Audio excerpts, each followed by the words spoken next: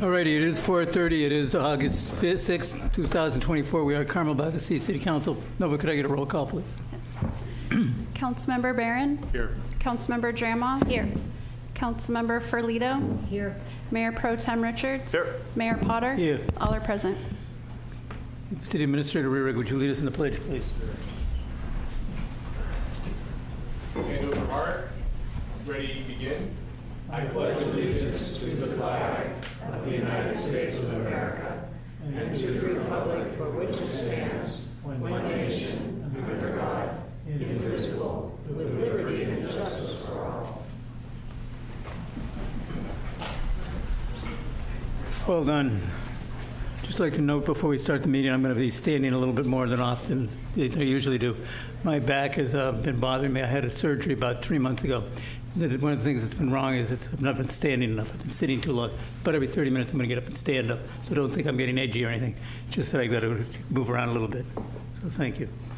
All right, so now we've got extraordinary business. Councilmember Dramoff, would you read the proclamation regarding the Comstock building? Yes, I'd be happy Thomas to. Hood, are you coming forward? Thomas Hood? Thomas, you're receiving the proclamation, aren't you? Yes, and with Eric Dyer. Okay, well, would you like to come forward?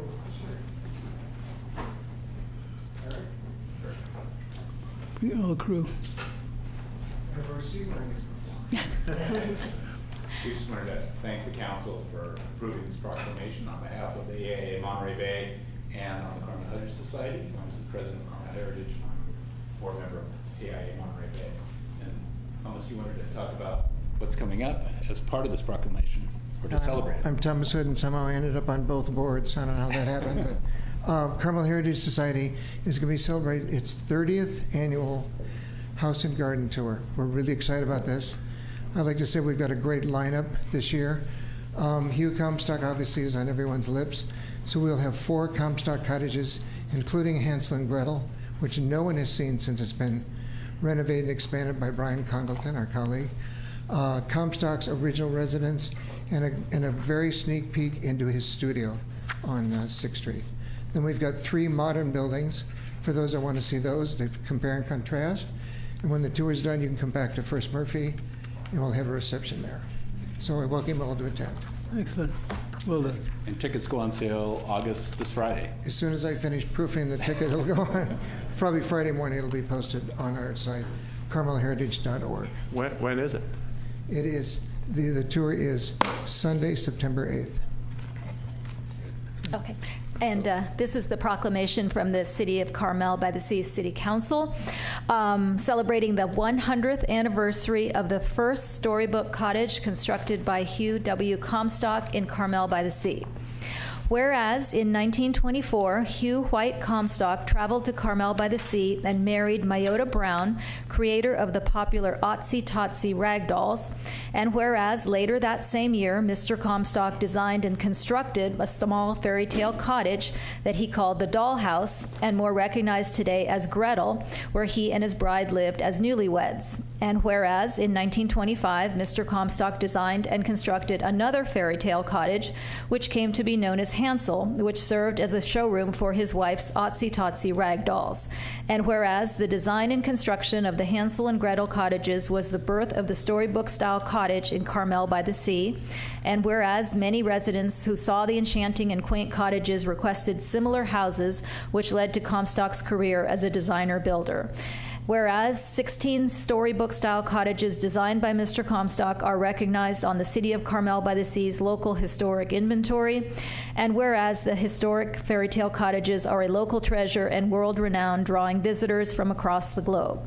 Now, therefore, be it proclaimed that Mayor Dave Potter, Carmel-by-the-Sea, on behalf of the City Council and the residents of Carmel, hereby celebrate the 100th anniversary of the first storybook cottage designed and constructed by Hugh White Comstock in Carmel-by-the-Sea. Excellent. I just want to add one thing. Now that that's piqued your interest in Hugh Comstock, to get the real lowdown on him and his work, I urge everyone to go to our website, montereyheritage.org. You'll also see a link to a lecture that's going to be given Saturday afternoon at the Carmel Foundation that'll be presented by Brian Congleton, noted local architect. I encourage everyone to attend. The admission is free. Thank you, Thomas. Thank you. Thank you. Good. Oh, boy.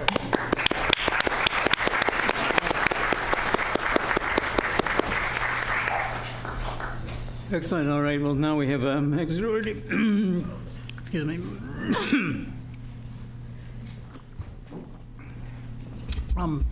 So, City Attorney, could you read announcements regarding public appearance items? Yes, I can do that. With respect to public appearances, I want to say that members of the public are entitled to speak on matters of municipal concern not on the agenda during public appearances. Each person's comments shall be limited to 3 minutes or as otherwise established by the chair. Speakers are not required to provide their names. However, it is helpful for speakers to state their names so they may be identified in the minutes of the meeting. Under the Brown Act, public comment for matters on the agenda must relate to that agenda item.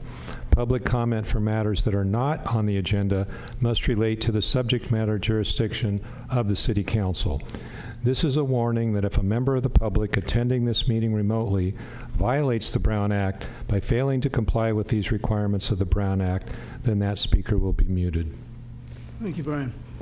So there's a need to add an item to the agenda today in order to discuss several emails and letters sent to the City Council by members of the public stating their views that a Brown Act violation occurred on July 9th.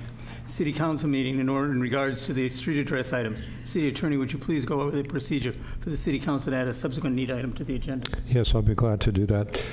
As noted, there have been letters and emails that have been submitted to the city with respect to the street address item that was heard on July 9th by the City Council. Those were received beginning August 1st and have continued since that time. The agenda for the City Council meeting for this meeting tonight was posted on July 31, which was before these emails and letters were received. So the procedure for adding an item to the agenda to discuss these letters and emails is found in Government Code Section 54954.2b2, which is sometimes referred to as a subsequent need item. There are 3 requirements under this Government Code section for adding this item to the agenda tonight. Number 1, there is a need to take immediate action. Here, that requirement is met because the September City Council meetings are more than 30 days from the dates the letters and emails have been received by the city. The second requirement, the need for action came to the attention of the local agency subsequent to the agenda being posted. Here, the agenda for the City Council meetings for August 6th were posted on July 31, so the letters and emails were received after that agenda was posted. And third, for this item to be added to the agenda, the vote in favor must be 2/3 of the members of the council, which in a 5-member council is 4 members. If there are less than 4 affirmative votes to add this item, then the item will not be added to the agenda today. My recommendation to council is to consider adding this as a subsequent need item so I can explain why there was no violation of the Brown Act on July 9th. Someone would need to make a motion to that effect. Do we have a motion to that effect? I'll make that motion. Motion by Bobby Richards. Do we have a second?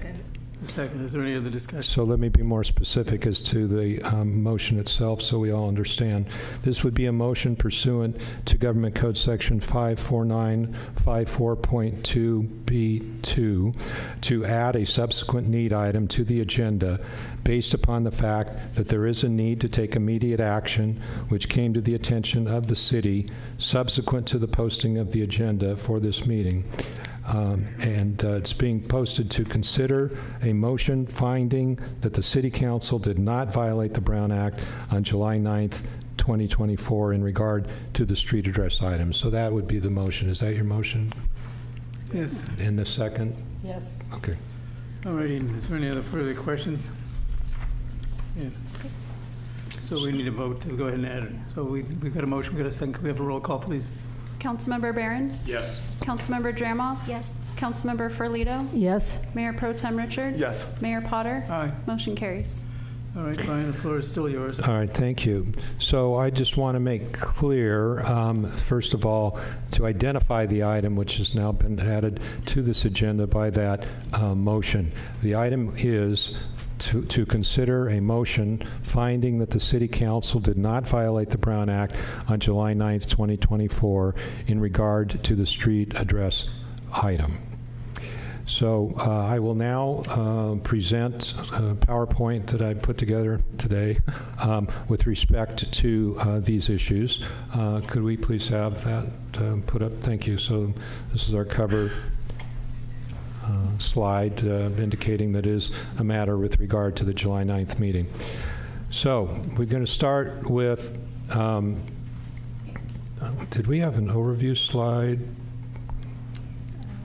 No, I must have missed that. No, okay, well then I thought I'd prepared one. All right, so there are three main issues that need to be considered here. We're going to start with the requirements of the Brown Act, and that is found in Government Code Section 54954.2A1. And this isn't that long, and I'm going to read it to make sure we all have in mind what the rule is. Quoting, at least 72 hours before a regular meeting, the legislative body of the local agency or its designee shall post an agenda containing a brief general description of each item to be transacted or discussed at the meeting, including items to be discussed in closed session. A brief general description of an item generally need not exceed 20 words. So I want to emphasize the three words that appear in the first sentence on that slide. And on the third line, what it says here is brief, general, description. So what that means is that the description does not need to include all of the items that you're going to be discussing or what actions you may be taking. It is intended to provide the public with a general idea of what the subject matter is going to be, and as this rule indicates that it need not exceed 20 words. And if we can go to the next slide, please. Here is the agenda item title for the July 9th, 2024 meeting. It is to receive a presentation on the exploration of street addresses to be discussed and provide direction. That is 15 words, so it's approximately 20 words. Satisfies the requirement of the Brown Act. Can I have the next slide, please? Now, in addition to an agenda, there's also staff reports that are posted with the agenda that for anyone who wishes to receive additional information regarding what the topic is that's going to be discussed, they can refer to the staff report. So here's what the recommendation in that staff report for July 9th said, quoting, receive a presentation on the exploration of assigning street addresses in the city of Carmel-by-the-Sea. Consider and provide direction on the ad hoc committee's recommendation to move forward with the assignment of street addresses in the city of Carmel-by-the-Sea, and to create an implementation plan and to return to the City Council no later than September 2024. So the staff report went into great detail. All I've done is quote from the recommendation, but there's substantial information in the staff report regarding the item that was going to be discussed that evening, in addition to the agenda itself. We have the next slide, please. Now I'm going to read the motion that was made on July 9th with respect to this item with respect to street addresses. I'm quoting. Motion by Council Member Filito to direct staff to move forward with street address implementation and return in September with an implementation plan, community engagement plan, and return in September with an ordinance to amend the municipal code, removing the provision allowing directional addresses. This was seconded by Mayor Pro Tem Richards, and it was approved on a 3-2 vote with Councilmember Dramoff and Mayor Potter voting no. So that's what the motion was. Can we go to the next slide? This has to do with the ordinance process. When an ordinance is going to be considered by the council, there is a two-step process. The first process is what's called the first reading, and if there is a first reading, then that constitutes the introduction of the ordinance. So that's step one. That is not the adoption of the ordinance, that's the introduction. The second step in ordinance adoption is the second reading of the ordinance, and it's at that point that the ordinance is considered adopted. All right, next slide, please. So these are my conclusions. Number one, there was no violation of the Brown Act on July 9th, 2024.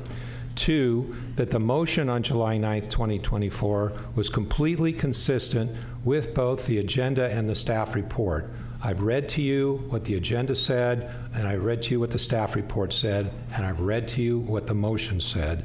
And so we can see what the action was that was taken by the council was to request that this item be brought back, gave direction completely consistent with the agenda and the staff report. One thing that I do want to emphasize is that on July 9th, the council did not take any final action in terms of adopting an ordinance. The ordinance was merely, the direction was to bring it back for further discussion. So my third conclusion is that there have been and there will be multiple opportunities for the public to present public comment on the issue of street addresses. There have been multiple past opportunities to do that on January 31 of 2023, August 30, 23, November 7th of 23, March 28th of 24, at our meeting on July 9th of 2024, tonight, as well as future opportunities, including, but may not be limited to, the September 10th, 2024 council meeting, where there'll be a discussion regarding the implementation plan, a community engagement plan, and possible ordinance introduction.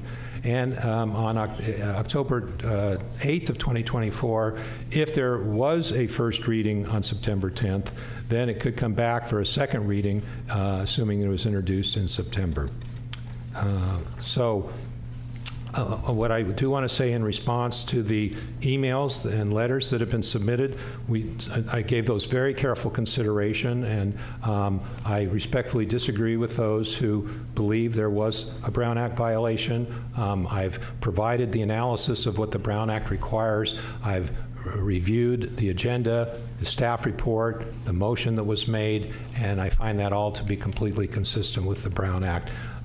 There was one member of the public who made a comment with respect to a possible violation of the Brown Act in connection with the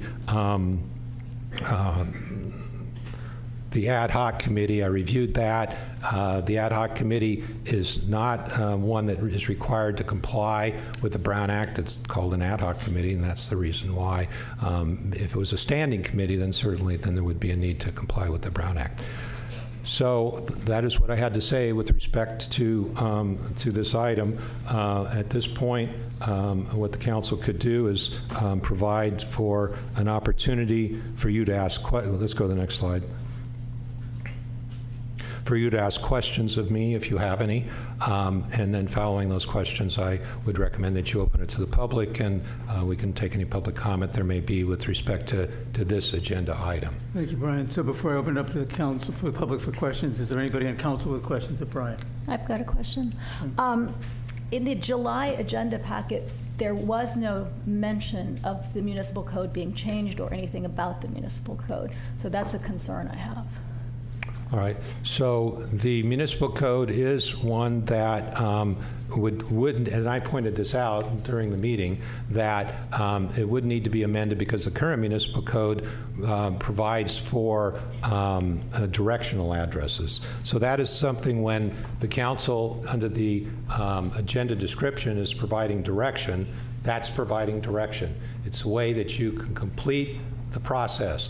Without doing that, you don't complete the process. But the public was not aware that that would be part of the process because those words were not used in the agenda packet. Okay. Well, are you talking about the agenda itself? Or? The 20 words or less, and then the staff report. Okay. Understood, but it doesn't have to be under the Brown Act. You have the latitude to provide direction to the council or to staff to bring back items related to that subject matter, and the ordinance is related to that subject matter. Okay, and I've got one more question. No, but could you go back to the previous slide? There's a list of all of these meetings. Now, these workshops and council meetings are opportunities where a member of the public can get up and speak and have 3 minutes to speak, but there's no back and forth, there's no exchanging of ideas, there's no discussion where things can, people can question, what are these plans? Can we find out more options? I think there's concern among the public that there weren't more options. It was just full steam ahead with, we're only going to do the Postal Service option, when there might be other ways of addressing this, and there might be ways that we could reach a compromise where we could bring the entire community on board rather than having half the community feel that they got 100% of what they wanted and the other half got zero. I'd like us to reach some sort of basically some kind of an understanding that we can come together, and maybe some sides get some of what they want and others get some of what they want, but we can have some unity in this community, because this has frankly divided the community in terrible ways. People are very distraught over this decision, the way it was handled, the way it came about, and that there weren't more meetings that would be open workshops where people could ask questions and have answers.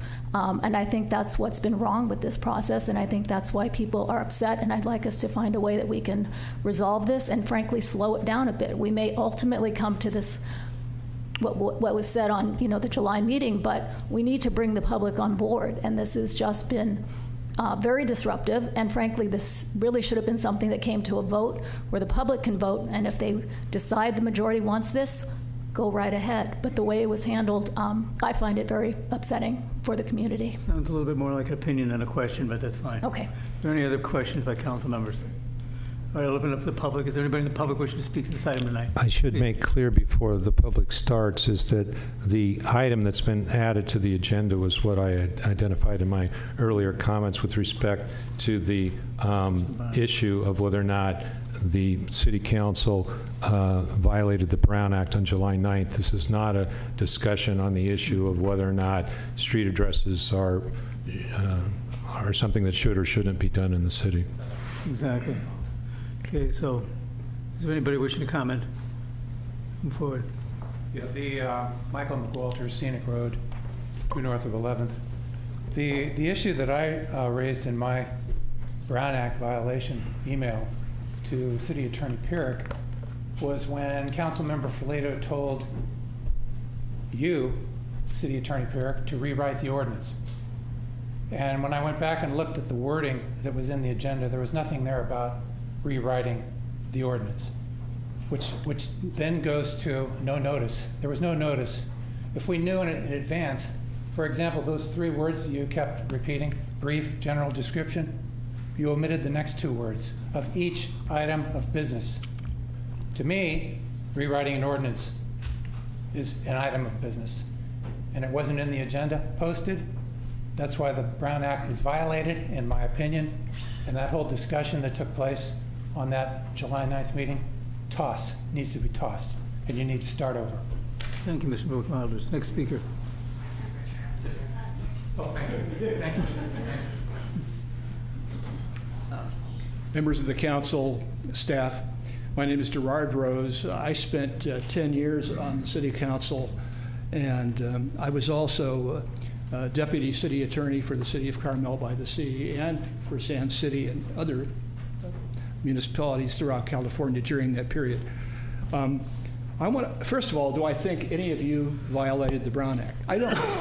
I know all of you. I know all of you very well, and I know that you always act in good faith when you can. But I think when we get to the introduction of what this thing was all supposed to be about, I think there was a mistake. And if there's a mistake, then there's a wrong, and you need to correct it. And that's what I think happened in this case. I don't think that any of you council persons were misled, but I certainly was. I came here to the meeting because I thought that we were supposed to, quote, receive a presentation on the exploration of street addresses to be discussed and provide staff with direction. I thought that's what it was about. We were just going to explore the subject. And unfortunately, it went way beyond that. And I think I certainly would have been misled if I were on the council, which I wasn't, good, and that's a good thing. But there was a mistake made. You can't, in your general brief discussion of what you're supposed to be discussing at a city council meeting, you don't have to be detailed, but you do have to be accurate. And I think the statement made in in the agenda items list was incorrect, because you really went beyond that. And again, I might have made the same mistake, but it was a mistake. And so I would ask you, please, don't find that there was a Brown Act violation, but do find that there was a miscalculation. I have a suggested resolution. We've got an election coming up. Everybody's talking about it. It's the ape or the gorilla in the room that nobody's talking about. Let the voters decide. Anyway, thank you. Thank you, Gerard. Is there anybody else wishing to speak tonight?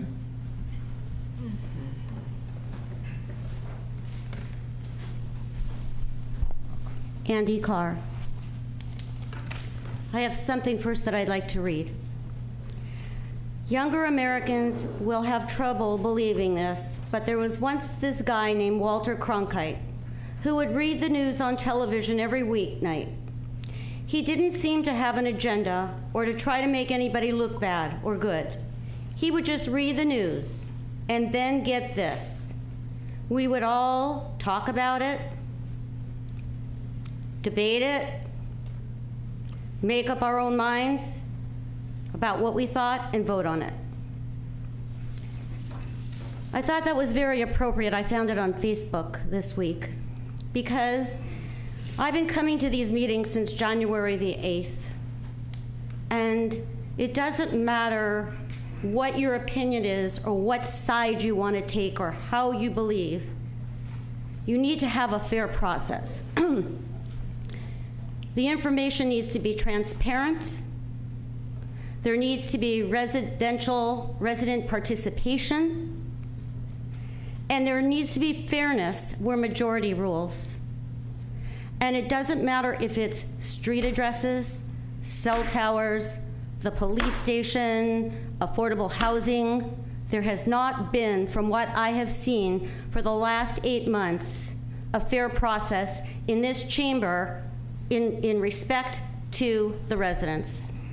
And I think that is something that all of us residents need to consider. Thank you. Thank you, Andy. Is there anybody else wishing to speak tonight? Don't hesitate. Hello, David O'Neill. I just wanted to say that there's a question on the table here, and I don't think it's for us, to be the jury to make the decision. I don't think it is for you. I think what would be better is if we just take it off the table and we reprocess it. So I think that would make a lot of people feel more comfortable, and I think you might consider that. Thank you. Thank you, David. Next speaker. While Melanie makes her way forward, if there's somebody else who wishes to speak, if you could queue up behind her, I'd appreciate it.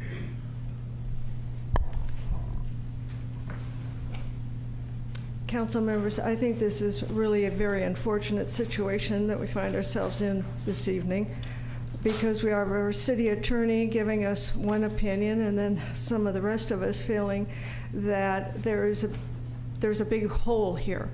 And I think the hole is that in the discussion and just prior to making the motion, in fact, in the process of making the motion was changed. It was amended. And what happened was a statement was inserted talking about amending the ordinance. That is the problem.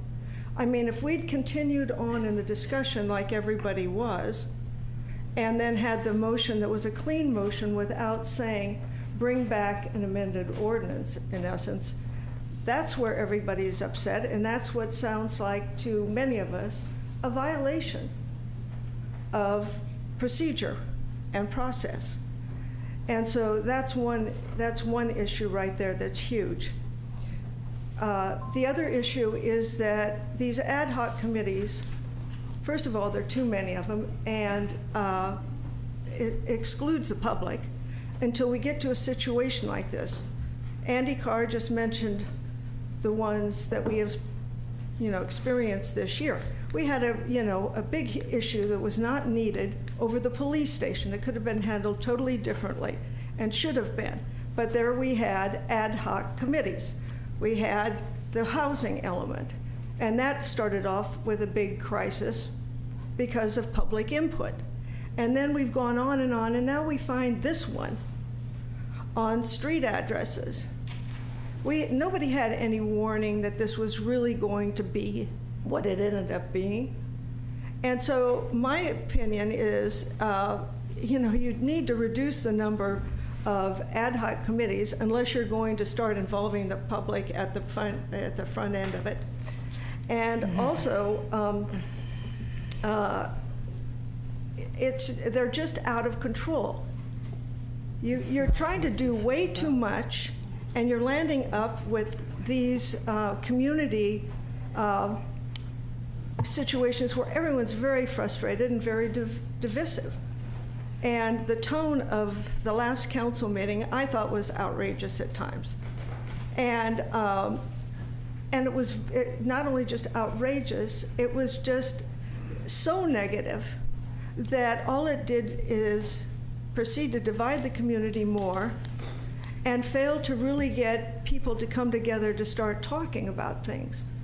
So I think you need to really start anticipating that you're going to have more of this. Do you want more, or do you want to get the community healed and start doing some real business?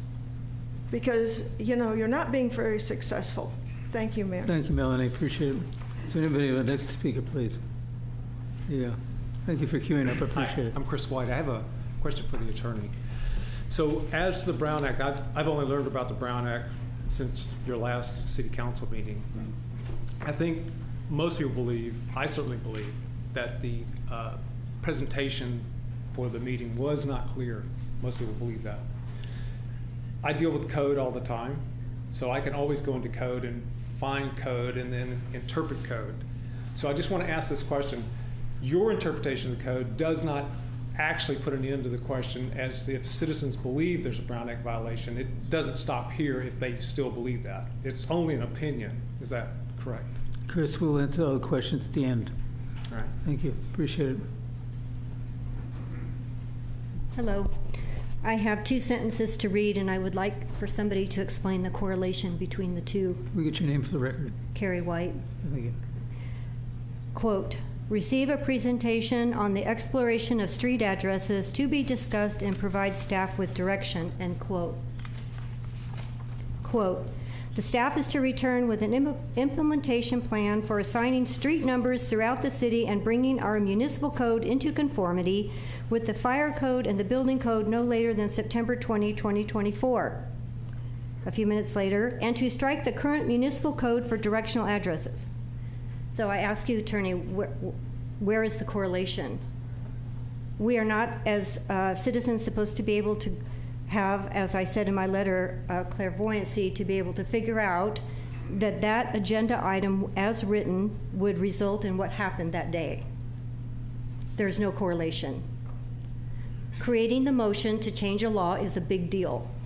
This law has been around since 1926. It's a big deal. And if you all cannot rectify the Brown Act here in this town, I am prepared to take it outside this town. I will go above your heads because I'm very upset. There was a leapfrog way too far. We citizens have a right. There's over 3,000 people that live here. This is not the choice of 3 people.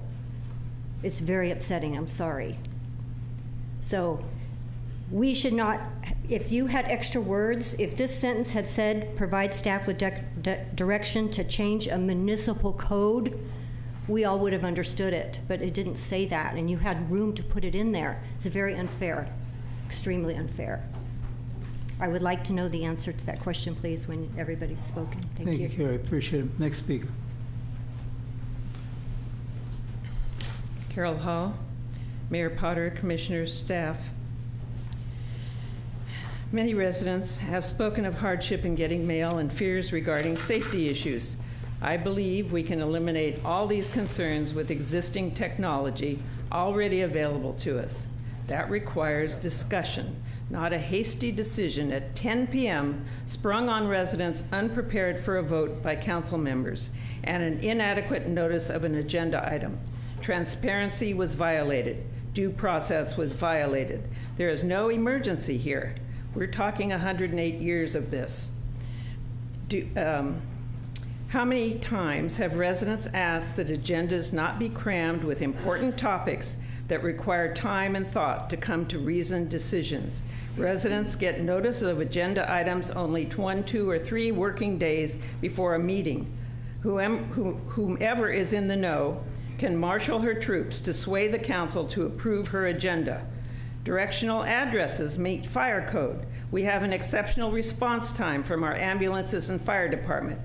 Every large news source has knowledge of our issue now, and that's how they read it, that we were now getting addresses in Carmel. Maybe it will take a national, if not international, protest to protect Carmel-by-the-Sea. How sad. So here's my request. Let's get solutions for concerned residents who are having problems. Then let's vote on having addresses with those solutions included. And let's void the last council motion of July 9th for all reasons stated above. Thank you. Thank you, Carol.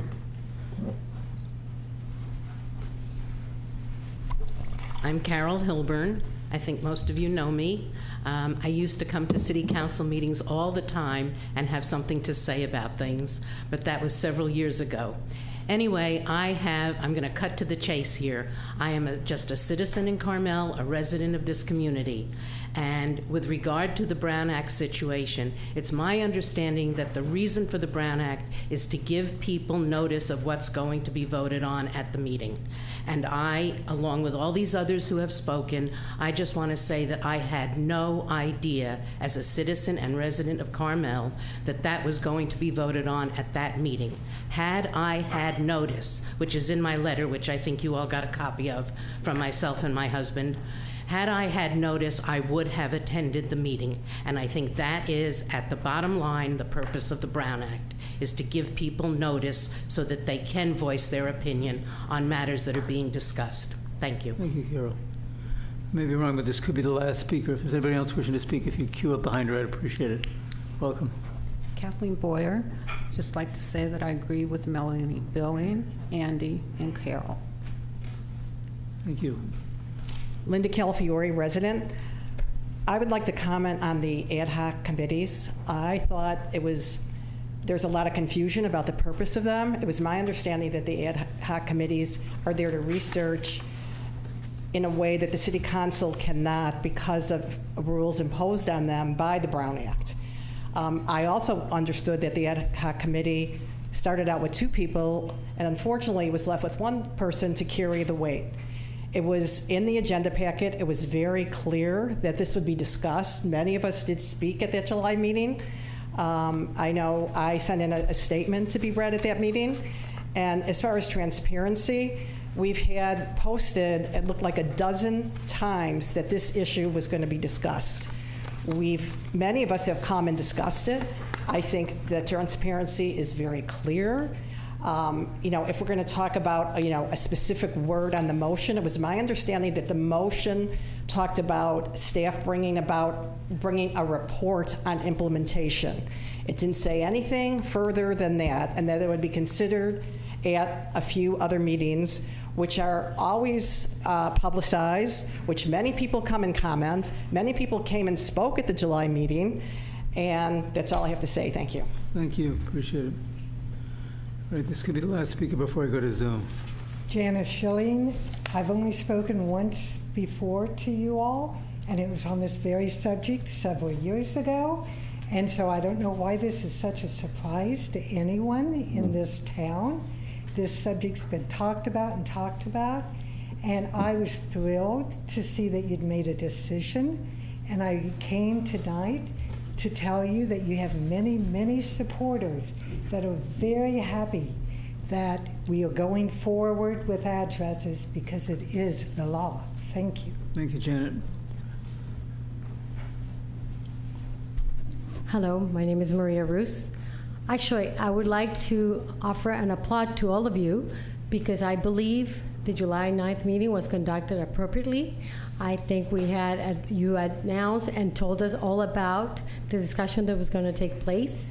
And I also believe that if we're going to address the need of all of us, some of us are in for the address requirement, and I sit at a couple of nonprofit organizations, and I believe we follow the Brown Act accordingly, and I really appreciate your clarification today. So I think you all did a tremendous job, and I think the topic is not for discussion anymore, is my opinion. And I believe we all should get together and collaborate and understand the needs of the two sides and do something best for the city, whatever is best, not start in this fight that is unnecessary.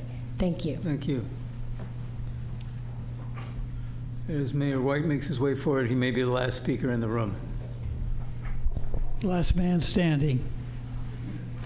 I really feel strongly that some of the comments here have hit the nail on the head. That is, slow the process down. Basically, that's what they're saying.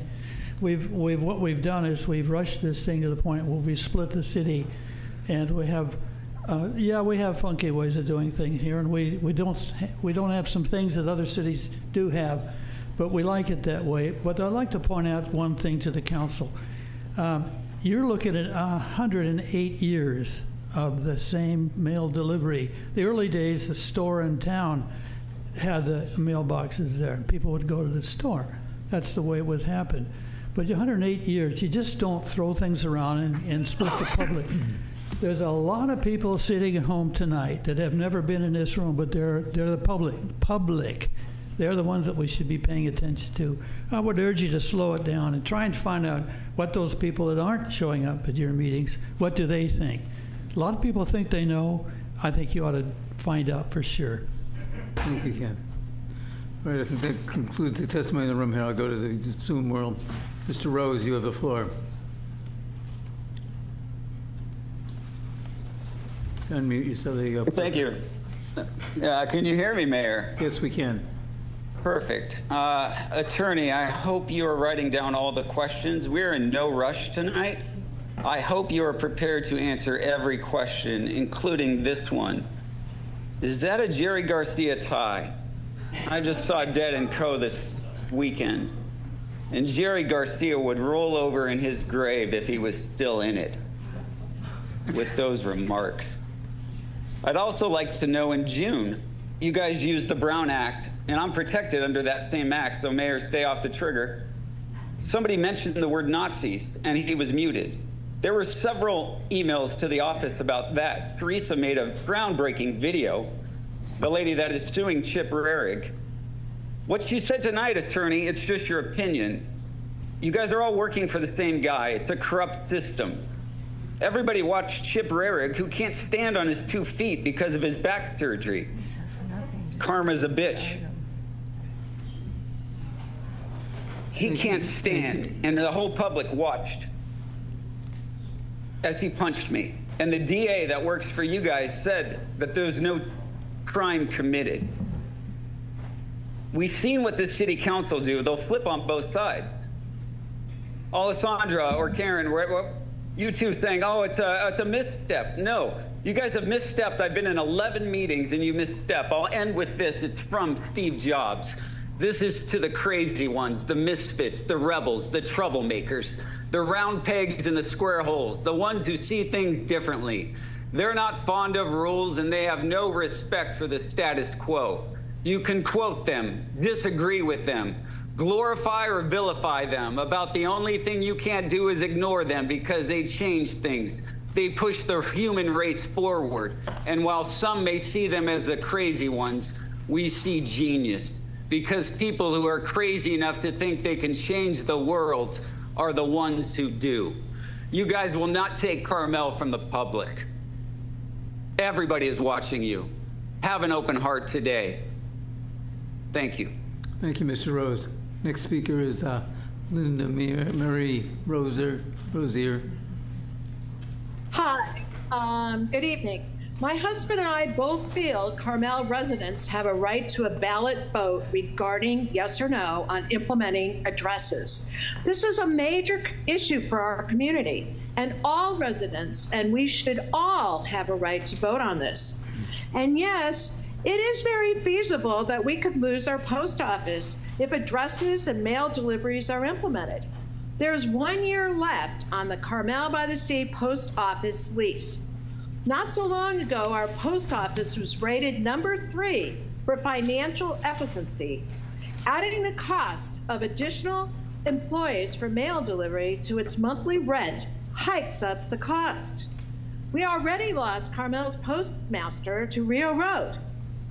The government wants a post office to break even with a sustainable model. 894 branches have been closed, and this was after 384 branches had closed in 2022. The feds own Rio Road's facility. They don't need another branch with a financial drain. The writing is on the wall. If one does their research, we will lose our post office. Thank you. Thank you. Richard Kreitman is next. Richard.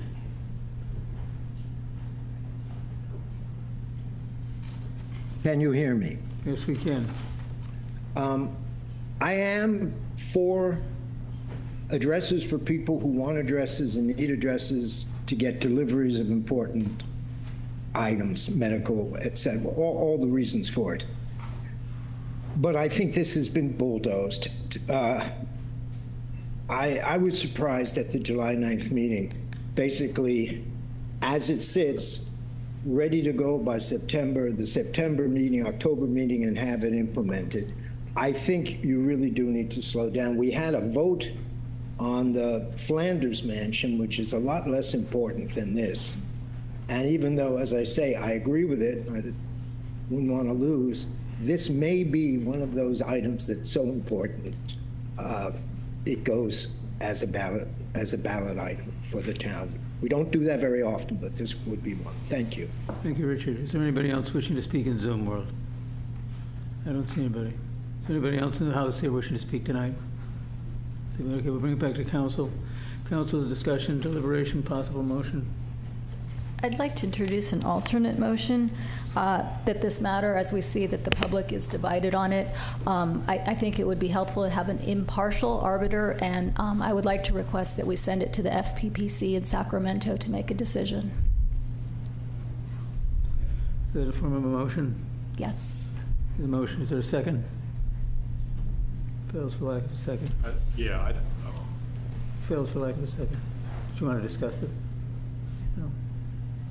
Okay, so now let's bring it back to council for any, because we had 2 questions that were asked by the public. Mayor, Councilor, were you prepared to answer those? Yes, sir, I can do that. I think that a number of the speakers addressed the issue of whether or not the ordinance was, I guess, in lack of a better term, on the agenda. What was on the agenda was the subject matter, as required by the Brown Act, of street addresses, and also to provide direction to staff. And the council did provide that direction in the form of bringing this matter back in September to have further discussion with regard to an implementation plan, community engagement, and consideration of an ordinance.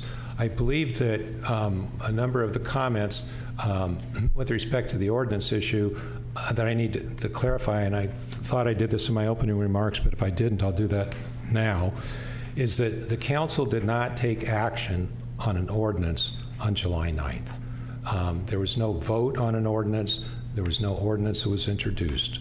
The council's direction was, as is very common with Carmel and I think almost every other city in the state, is to provide direction to staff. And that is what was done on July 9th. The direction to staff was to bring it back to a future meeting for discussion of the implementation plan, the community engagement plan, and consideration of an ordinance. And that would be the opportunity for the public to express themselves at the September meeting on whether or not there should or shouldn't be an ordinance. So it was a direction to staff, and that's what the agenda said, and the staff report provided further elaboration on that. So I think that that basically addresses all the questions that I heard that boil down to the one issue of, did the council have the authority under the Brown Act to request that staff bring back a future agenda item to include the implementation plan, the communication plan, and consideration of an ordinance? And in my opinion, the answer is yes. I've cited to the Brown Act what the rules are with respect to what the requirements are as to what needs to be in the agenda, and it's supplemented by the staff report. So I believe that there was no violation, and that was the recommended motion would be to the council to make a finding that the City Council did not violate the Brown Act on July 9th, 2024, in regard to the street address item for the reasons that were explained by the city attorney. Now, if you want to have some further conversation, after that, that's my recommendation, is that to be the motion. If you want to have some further conversation after you, take action on that motion, that would be up to the council. All right. I have a question. So I heard Councilperson Dramoff just made a substitute motion, or would it be a substitute motion, or it was not a substitute motion? It was a standing motion. A brand new motion, yeah. But that would be concerning the Brown Act issue. Is that correct, or would it be the motion that was made last month? To have the FPPC in Sacramento decide. Determine if it so was. we have an impartial body deciding rather than having our city attorney decide. Okay. So would it be possible to amend the motion from last month tonight? So here's, I don't think so. Here's my answer to that. My recommendation is that you first address, we've added an agenda item to this agenda, which is the one that I stated before with respect to whether the council violated the Brown Act on July 9th. I've given my recommendation that a motion be made as I've just described it to you. With respect to what else you do after that, if anything, you can, under the Brown Act, request staff to bring matters back to a future agenda, just as you did on July 9th on this item. But you also have that discretion if, for whatever reason, you wanted to do that. But I would, my recommendation to you is to first consider, before you take any such action, is that you consider the motion that I mentioned. Okay, so do we have somebody who wants to make a motion to the effect? I'll go ahead and make it. Make a motion finding the City Council did not violate the Brown Act on July 9th, 2024 in regards to street addresses item for the reasons explained by the city attorney. For me, as I was one of the dissenting votes on the issue, I think that the big thing is it's important to remember that we get a chance to go ahead and vote this up or down again. We've got a chance to go ahead and deal with it. And I think it was pretty straightforward what the council's been worked with. I'll second your motion. Yeah, I would just like to comment, my understanding about what the FPPC does is that the FPPC gives advice to keep people out of trouble. I write to them when I have campaign issues. Brian writes to them when he has, when we have clearance issues with regards to members of the city, members of the council. The FPPC doesn't offer legal advice. Like, that is not their job. It's not legal advice. It's to see if the Brown Act was violated. Yeah, I'm not sure that they offer opinions on what has happened. There was an issue. And I was like, are you asking me if you're right? yeah, I'm asking you what they do. Yeah, you are correct in what you've said. So we have a motion and we have a second, correct? Yep. Yeah, call the question. Okay. Nova, please call the roll. Yeah. Councilmember Barron? Yes. Councilmember Jermoff? No. Councilmember Ferlito? Yes. Mayor Pro Tem Richards? Yes. Mayor Potter? Aye. Motion carries 4-1. So the Brown Act does allow you to give direction to staff to bring future matters back to the council. I know that you already gave that direction on July 9th with respect to the street address issue. If there's some other issues that you wanted to have brought back, you have that discretion under the Brown Act. I'd like to suggest that we bring back the consideration of a public vote on the issue. Dave, I couldn't hear you. I'm sorry. So I'd like to bring back the issue of which we brought this to a public vote. I would second that. I have a question on that. This is a state law that we are trying to come into compliance with. And wouldn't we have to petition the state to change that for us? I mean, I don't understand how we could vote at the local level to either drop out of the California Building Code or the Fire Code, or ask the fire, the fire marshal of the state of California to change it for us. I don't understand how we could I think we're getting into the have a discussion. I public would hope vote. we'd have that later on. We're discussing, this is something I want to put on. Wait a minute, David. Something I want to put on the agenda for later on, not for discussion tonight. No, we're coming back in September with more information. Right. Okay, but I'm not sure Carmel by-the-Sea could take a public vote to not comply with a state code. And that's something we'll get clarified at the next meeting. Brian, can you speak to that right now, or? Madam Ferlito, my suggestion is that if the motion passes, that we would add it to the suite of topics that we bring back on street addresses at your September meeting. That's what I was going to suggest once Nova brings the motion up, because I think that in the motion it says to come back with the implementation and is that our motion? Yeah. It says to come back with an implementation plan and an engagement plan. And during the discussion of those two things is when we can discuss the possibility of putting it on the ballot. But we don't have to scratch this motion. This is a good motion. With the exception of, and this is what I was getting to, with the exception of bringing this back with the ordinance amendment, if we could erase that ordinance amendment and put in here other options, a suite of options, and maybe one of them is bringing it back to a ballot. I'm okay with that, but I think this motion of coming back with an implementation plan and what that looks like, and coming back with a community engagement plan and what that looks like, isn't that what everybody wants? That's what I'm confused about. I agree with Bobby on this. I'm perfectly fine bringing back the notion of a vote next month. I think that's completely fine. And to your concerns about the amendment of the municipal code, we directed staff to bring back an amendment of the municipal code. We didn't direct staff to vote for us. Like, we can bring back the amendments to the municipal code next month and vote no if that's what we decide to do. The second reading of that ordinance is months away. Right. This is a first reading of an ordinance. Like, we can talk about it. We can talk about the ordinance next month. I mean, it's just to me that phrase up there, removing the provision, amend the municipal code, that's just like something we might do. And I don't think, I don't think we should be afraid of exploring options and talking about options. So I would be perfectly fine adding the ballot notion. So then do you want me to make a motion concerning that right now, or should we just amend this one? Well, I think you already voted on the motion that was on the floor. I've added this on. So I don't think there is a pending motion, am I right? No. The mayor just brought a motion that we have Was there a second on that? a vote of the public, and I seconded that. Okay, then I missed the second then. So But I that's guess there's a added motion. to. Yeah. Add to the agenda of things we'll be discussing. Right. So the answer is yes, you can give direction to staff to bring back items on a future agenda, and if that's what the motion is, you can add that to this item. I have a question.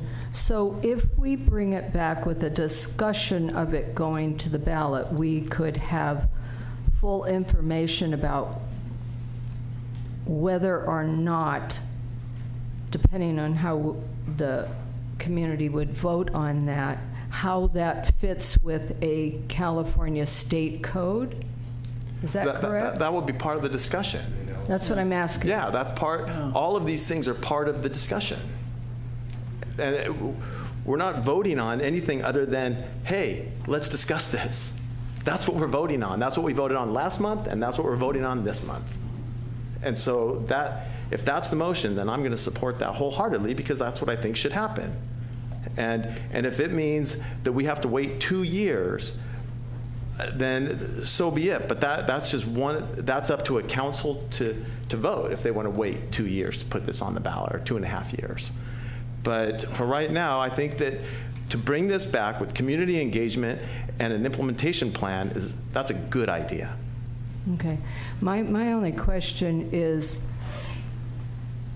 if elections are expensive, so if we would wait for 2 years till the next city election that it would be added to, we need to have the information of whether that vote, if it went to no, we're not going to comply with the state code, what that actually might mean, because not complying with the fire code really worries me in our community, because we do. Well, we'll find that out. Discussing that out later on. But that would have to be part of it. I made the motion. I'm going to call a question. Sorry, in the interest of time. Okay, could we have the roll call, please? Okay. Can you just read the motion, please?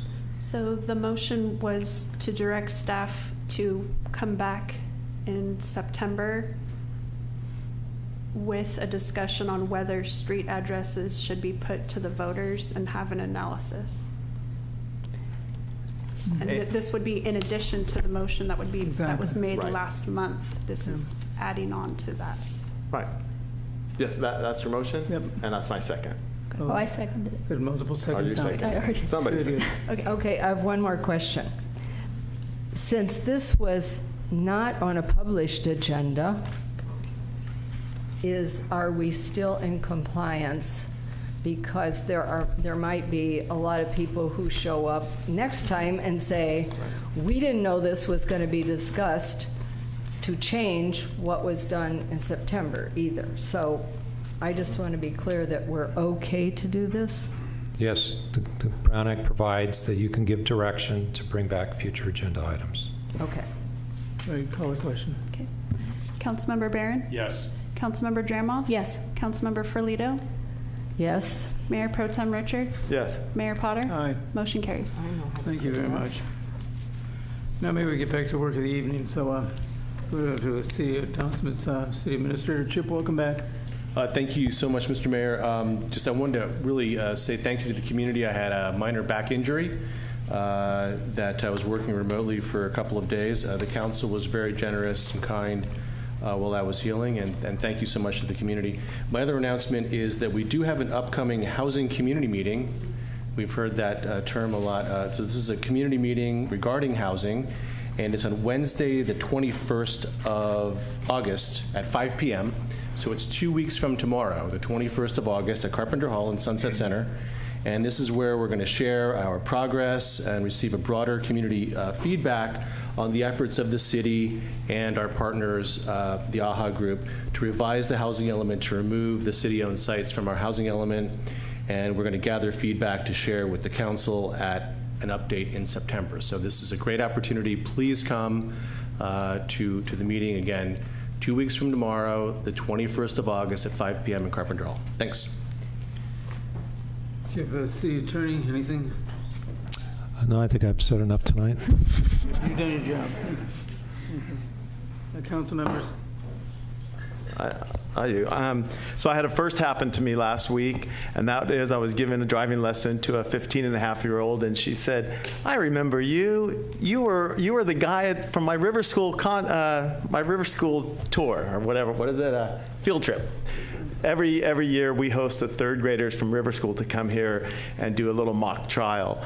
And I had a student the other day that remembered me from when she was in third grade. So hopefully that'll continue for the next 8 years. Anybody else? I've got a quick item.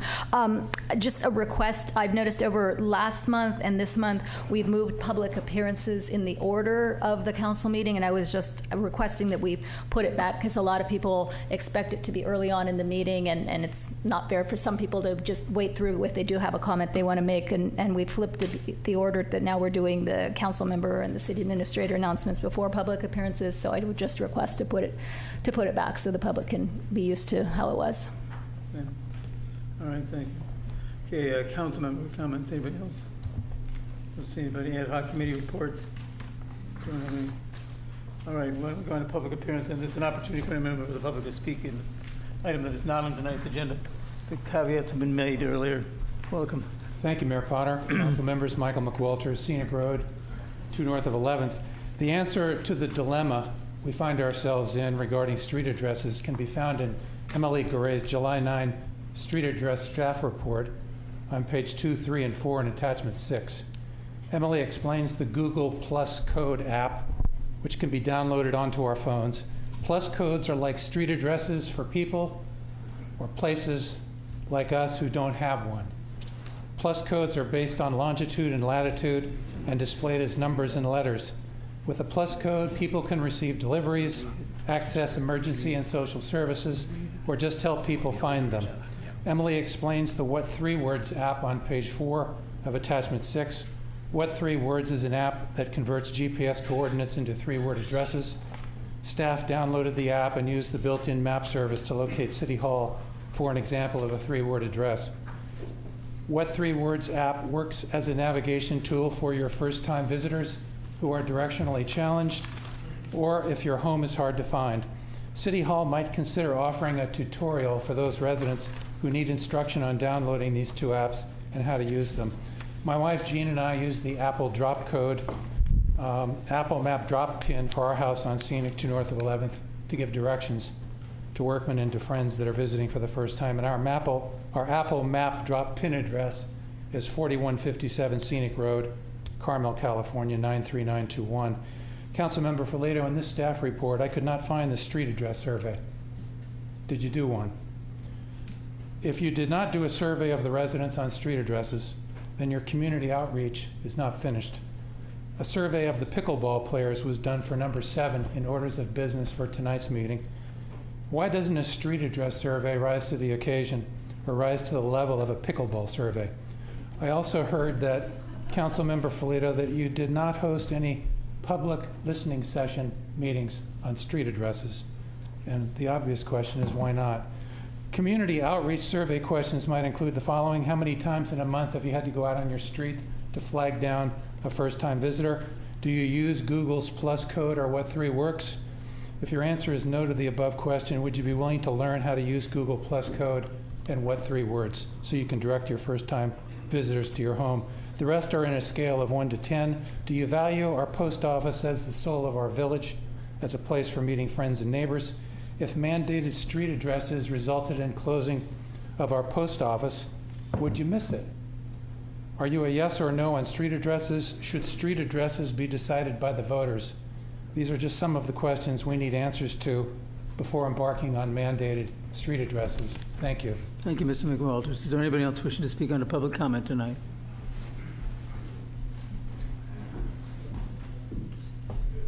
James Smith, First Avenue, since 2005.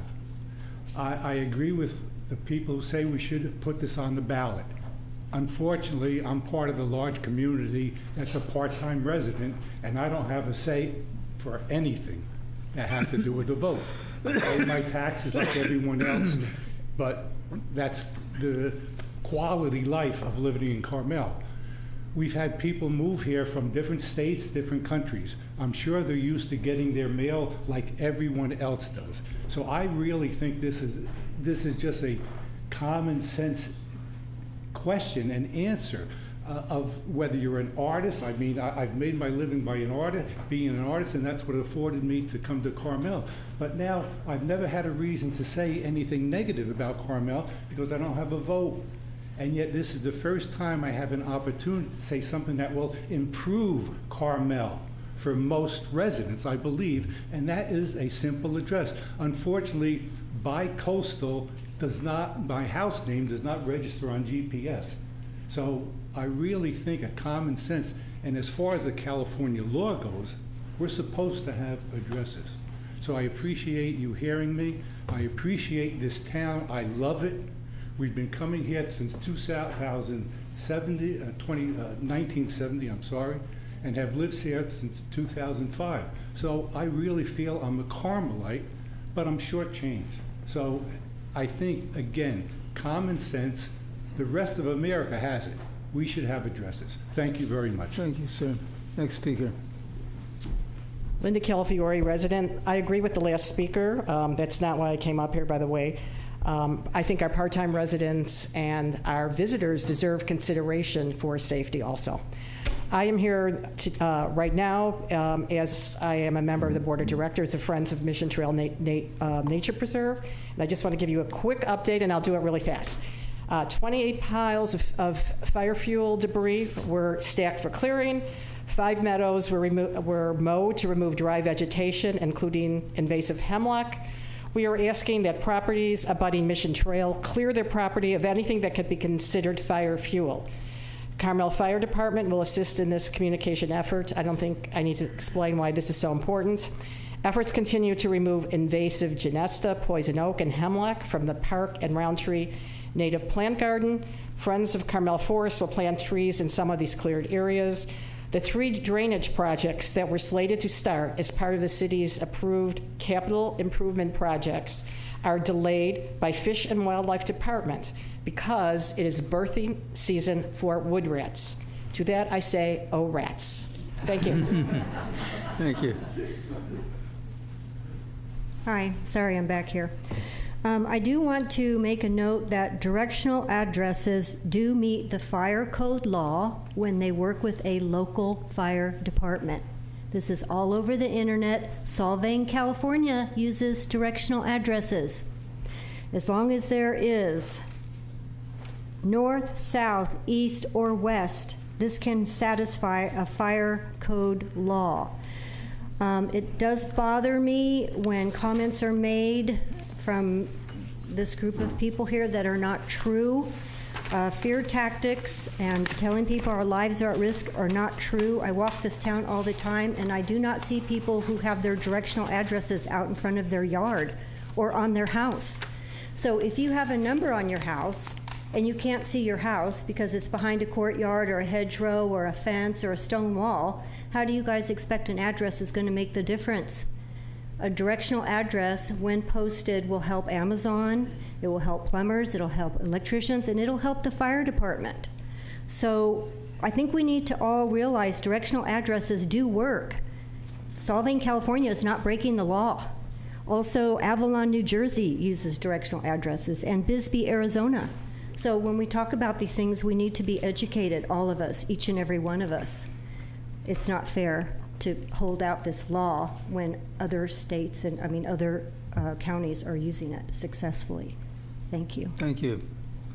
This might be our last speaker on this item.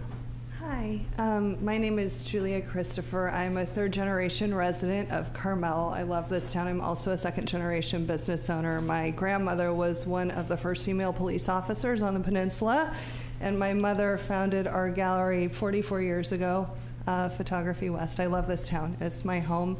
And I'm up here to talk on behalf of my entire generation, on behalf of your kids. We have a housing crisis. And I understand the issue with the housing numbers, but we're starting to lose our parents. We're getting taxed out of our homes, and there's no place for us to go. So I am absolutely thrilled to hear that there's a meeting coming up about housing. I will be there. A bunch of my peers will be here, or will be there, and I thank you for doing something about it because we need help. So thank you. Thank you. Appreciate it. Next speaker. Mr. Mayor, council members, my name is Hans Buder, and I'm here tonight as a spokesperson for Affordable Housing Alternatives, or AHA, which, as you know, is the citizens group that's been working to identify alternative sites and strategies that would allow us to amend our recently adopted housing element to remove the publicly owned sites, so Sunset Center and Vista Lobos, from the site's inventory. And we just wanted to offer a quick update tonight, which is that since last month's council meeting, we've been working hand in hand with city staff, so Brandon Swanson and Marnie Waffle, to vet the feasibility of a series of alternative sites and strategies, and that work is ongoing. We did also want to highlight that we continue to welcome suggestions, questions, and leads from the broader community. So if you'd like to get in touch with our group, please email us at citysitealternatives@gmail.com. Again, that's citysitealternatives@gmail.com. I wanted to close by outlining the timeline over the next couple of months. As you'll recall, last month's resolution spelled out a couple of specific milestones. So at next month's council meeting, or the September council meeting, city staff will be providing a formal update on our progress. And then at the October council meeting, they're going to come back with a rough draft for your consideration. So that being said, before we go too far down that road, we wanted to present some of the ideas currently under consideration and solicit feedback from the community. So as City Administrator Rarig mentioned, we're going to be having a community meeting on Wednesday, October 21st at 5 p.m. in Carpenter Hall. October or September? August. Sorry. Apologies. Okay, August. Thank you. Yes, Wednesday, October 21st at 5 p.m. August. Thank you so much. In Carpenter Hall. All right, it's August. It's August. So mark your calendars, and we hope to see you on August 21st at 5 p.m. Thank you. Thank you. Right, exactly. That was a secret plan. Thanks, Speaker. Council members, Mr. Mayor, I'm Kevin Roost, full-time resident and voter. I'll say it up front, I'm very much in favor of having addresses. This town really needs them. I'd like to thank the council for finally bringing this up and getting it on the agenda and dealing with it properly. I do not think this has been rushed. This has been brought up many times over the years. I think it's just happening at an appropriate pace. Everybody's had plenty of chances to participate and express their opinions. But I want, and I've listened to what many of my fellow citizens here have had to say why they prefer we not implement a regular address system. Kevin, could you speak up a little Oh, I'm sorry. into the microphone? Is that better? Thank you. Okay. So everyone can hear. Yeah, and they're saying a lot of very important things. I too value the heritage of this town and the feel and the uniqueness and the quaintness. Not really sure what that means, but you know, it's a good thing. But there are a lot of things the opponents are not saying. And to me, this silence is deafening. They are not talking about the fire code. This is state law. They're not talking about the building code, which requires addresses. This is state law. They're not talking about the staff report, which was published with the agenda for the last meeting, and which effectively moots the objections. They're not talking about the difficulties of doing any transaction that includes a query of the USPS verified address database. You know, there's a lot going on here that is not being talked about. The emotional appeals resonate for me. This is a town that evokes a lot of feelings. Those are not the basis of sound legislation or management. This is a practical matter, and honestly, really not that big a deal. Talk to a lot of people here who I think are underrepresented in this room and underrepresented by the local organizations that purport to defend Carmel. I think there are many, many, many people here who would really rather have addresses, and I'm not sure the council is really hearing from them, and I'm going to try to remedy that by the next meeting. Anyway, I thank you for all your time and your participation, and thank you. Thank you. Appreciate it. Making up for lost time, I'm coming back twice in one night. My name is Carol Hilburn. I'm a resident on Dolores Street between 1st and 2nd. And I want to respond to what this gentleman just said. I have probably had more experience with our fire department than I care to express. Most of you know, first I had a neighbor's tree fall on my house in 2017. The fire department was there within 3 minutes for sure. Secondly, the house caught fire on June 1st, 2017. The fire department was there in just a matter of minutes. That was a construction fire, the last day of construction from the tree falling. My husband, who now walks with a cane, has fallen no less than 3 or 4 times. The fire department has arrived every single time within 3 minutes. We have had no delay in this community because we don't have a street address. Our fire department responds immediately to all calls, and they are fabulous. So I can only say that, from my perspective, having had all of that experience with our local fire department, street addresses are not needed for that purpose, or for any other purpose in my mind. There is a uniqueness to Carmel, there is a specialty to Carmel, and as a full-time resident who's been here now, having bought my house 30 years ago, we believe that this is part of what makes Carmel special. And you started out this meeting with this Comstock proclamation, and in it you said how special all of the things that Comstock did, the essential character of the buildings that he built, the houses he built. I don't have a copy of the proclamation in front of me, but I feel that it made the point that this is all part of Carmel's heritage. Thank you, Carol. Okay, is there anybody else in the room wishing to speak? Mayor, can I have just a moment? I'm going to shift gears a little bit. I'd like to make a little bit of an announcement to the council that school's back in session.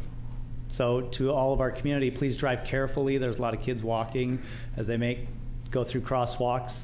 But that is not the only thing I want to talk about. The other thing I want to talk about is, although school's been out, that doesn't mean we haven't been doing anything with the school district.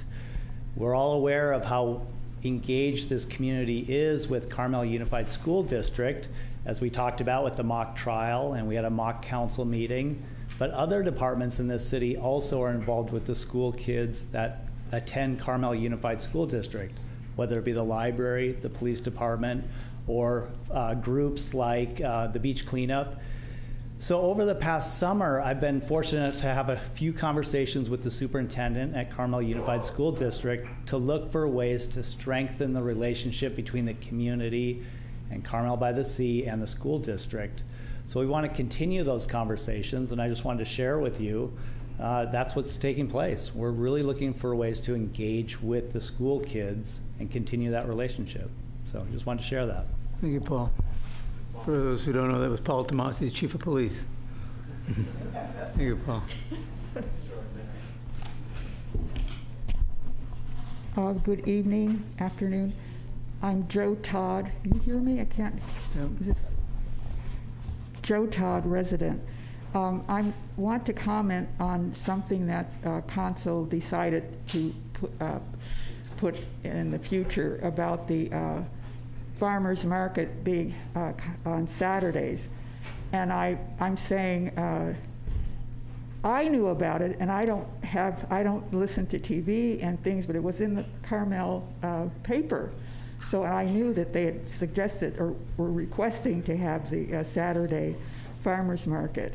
So I mean, it was out there. So people that didn't know about it, I'm sorry that wasn't, but to postpone it because of some of the business people who said that they didn't want it. And what happened originally is that the business community was very strong in objecting to the farmers market. I have been on Ocean Avenue during the times of 10 and 2, that's when the farmers market is, and I didn't see a bunch of people, lining up to get into the stores. So they're, saying that the farmers market is preventing them from having customers. It's just, I'm just saying shame on them. Like Santa Monica is celebrating over 30 years with their farmers market. And I have seen at the market some of the restaurants, which is great, like the market, the Fifth I can't think of the name of the restaurant now, but on the one that's on the newest one that we have, but I've seen some of the restaurant owners come in and get food there in the morning, which is great, and that's the purpose. But the other thing that I wanted to mention was there's some of the, and I had mentioned I went to Katie's and I told them that the farmers market, they're really interested in cooperating with the businesses. I told the manager at Katie's that what they do is they don't want parking on Mission where they rest between 5th and 6th, which he was very delighted. He had a big smile because he did not want the farmers market, and that they really are trying to do things so that the businesses and the public will not be impacted too much for the farmers market. The other thing that I wanted to ask about is that I would like to, at the farmers market, I would like to see more of the city committees and departments at the farmers market. We used to have, like the fire department, the police department was there once, and I think Public Works was there once, and a few of the other city businesses. were at the market. And I would like to see, instead of people being there, for instance, some people are not going to like this, but the library is there every single Thursday, and the Sunset Center's there every single Thursday, and a few other of the Thank you, Joe. people that are not. If you could just give me another second, because I tried to get in 2 times last time and I was not allowed to. I'll be very quick. I would just like to see the offices of our city at the market rather than one like Sunset or the library people having every single, until we get all of the offices at the market. Thanks. Thank you, Joe. Appreciate it. This could be our last speaker from the hall. Joe DiNucci, I live on Torres Street at 9th. I'm a lifelong car fanatic. Car Week has been the basic center of my year. I plan my year around it. And I just wanted to commend City Council, Mayor, staff, Police Chief for what I feels to me like a resuscitation of car enthusiasm in this city, and to bring back the Ferrari Club on Dolores Street, the Prancing Ponies expansion, and the wonderful new concourse on the Concourse for a Cause on Tuesday. I can only imagine how many hours had to get spent on staff work and so on to support these efforts and to bring Carmel back into the center of gravity of Car Week. So on behalf of car enthusiasts, thank you. Thank you. Appreciate that. All right, we'll go to the Zoom world. Looks like Mr. Rose, you back? Oh yeah, I'm back. Mr. Rose here. I haven't left, so I find it interesting. Most of the media, Paul, especially from the Pinecone, the Monterey Weekly, KSBW, it's like they get handed the news, but they don't even attend these meetings. So we'll have all the snapshots of this one, because it's been like a circus. Correct me if this might just be like Sports Center, the recap so far.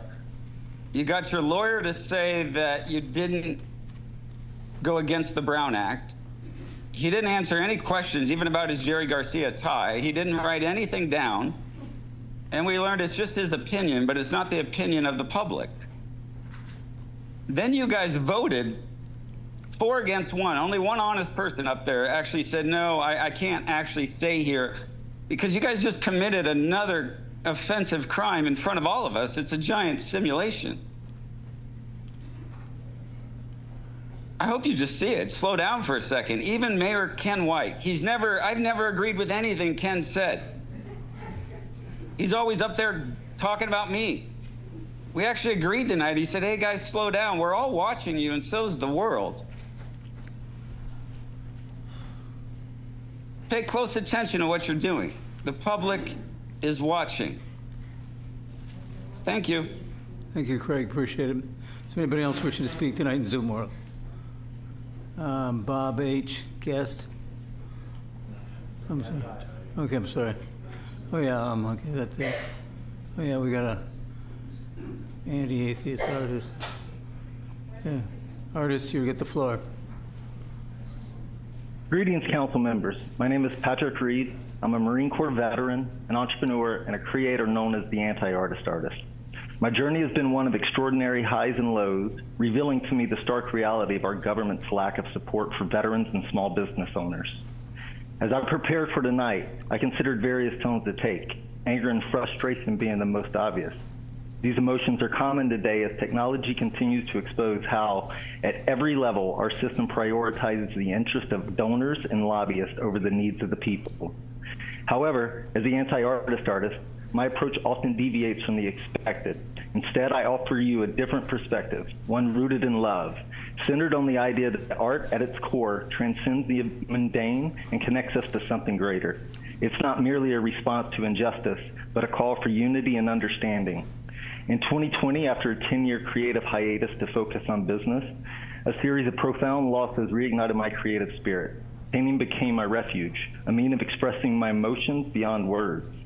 Since then, I've created over 1,000 pieces, each one of them a testament to the therapeutic power of art, a power that has quite literally saved my life. While my artwork is currently available for purchase, my return to painting was driven by a need to channel my emotions, not by commercial ambition. My first paintings were sold in 2021 as an act that emerged not from intention, but a natural progression of sharing my work. In 2023, Craig Rose requested one of my cherished pieces for his gallery in Carmel. My plan was to be there tonight and share this piece with you as a statement for unity. I am recording this, and I will post it on my website, theantiartistartist.com, so you can see the art that I'm referring to. It's a collaboration with a talented artist and my friend Rick Arkins, or Erica as their friends call her. Erica is an Asian Jew from San Diego, and between us, countless hours were spent creating this mixed media artwork.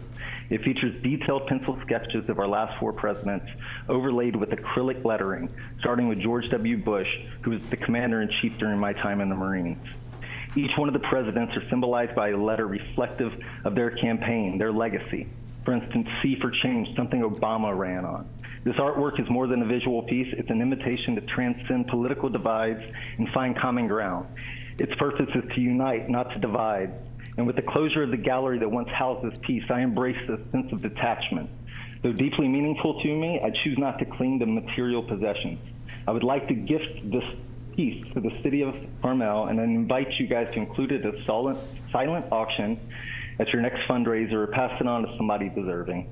While I retain the digital rights, if you accept this gift, the original piece will be yours. It symbolizes not only artistic expression, but also a resilience and unity we must cultivate in our community. Thank you for your time, and I hope you choose to accept the piece. Thank you, appreciate it. Is there anybody else wishing to testify in Zoom world? My name is nobody. Nobody. Next speaker, go ahead. On Zoom. Mr. Nobody, the floor is yours. My name is Nobody. This is Open Heart.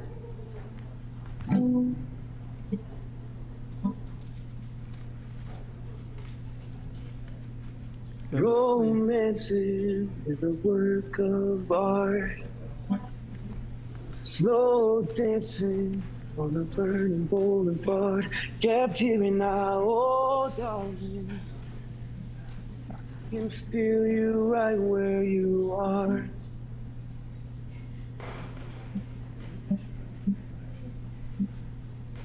Slow burning, but I'm chasing cars.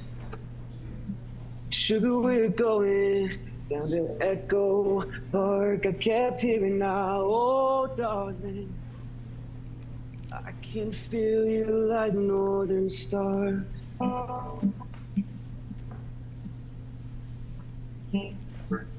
Maybe you should take a moment, listen to the ocean, remember to stay open, stay open. Oh mercy, how we've come so far. You kept your promises when I was lying in the dark. Your slow motion is really all I want. And time stops ticking with an open heart.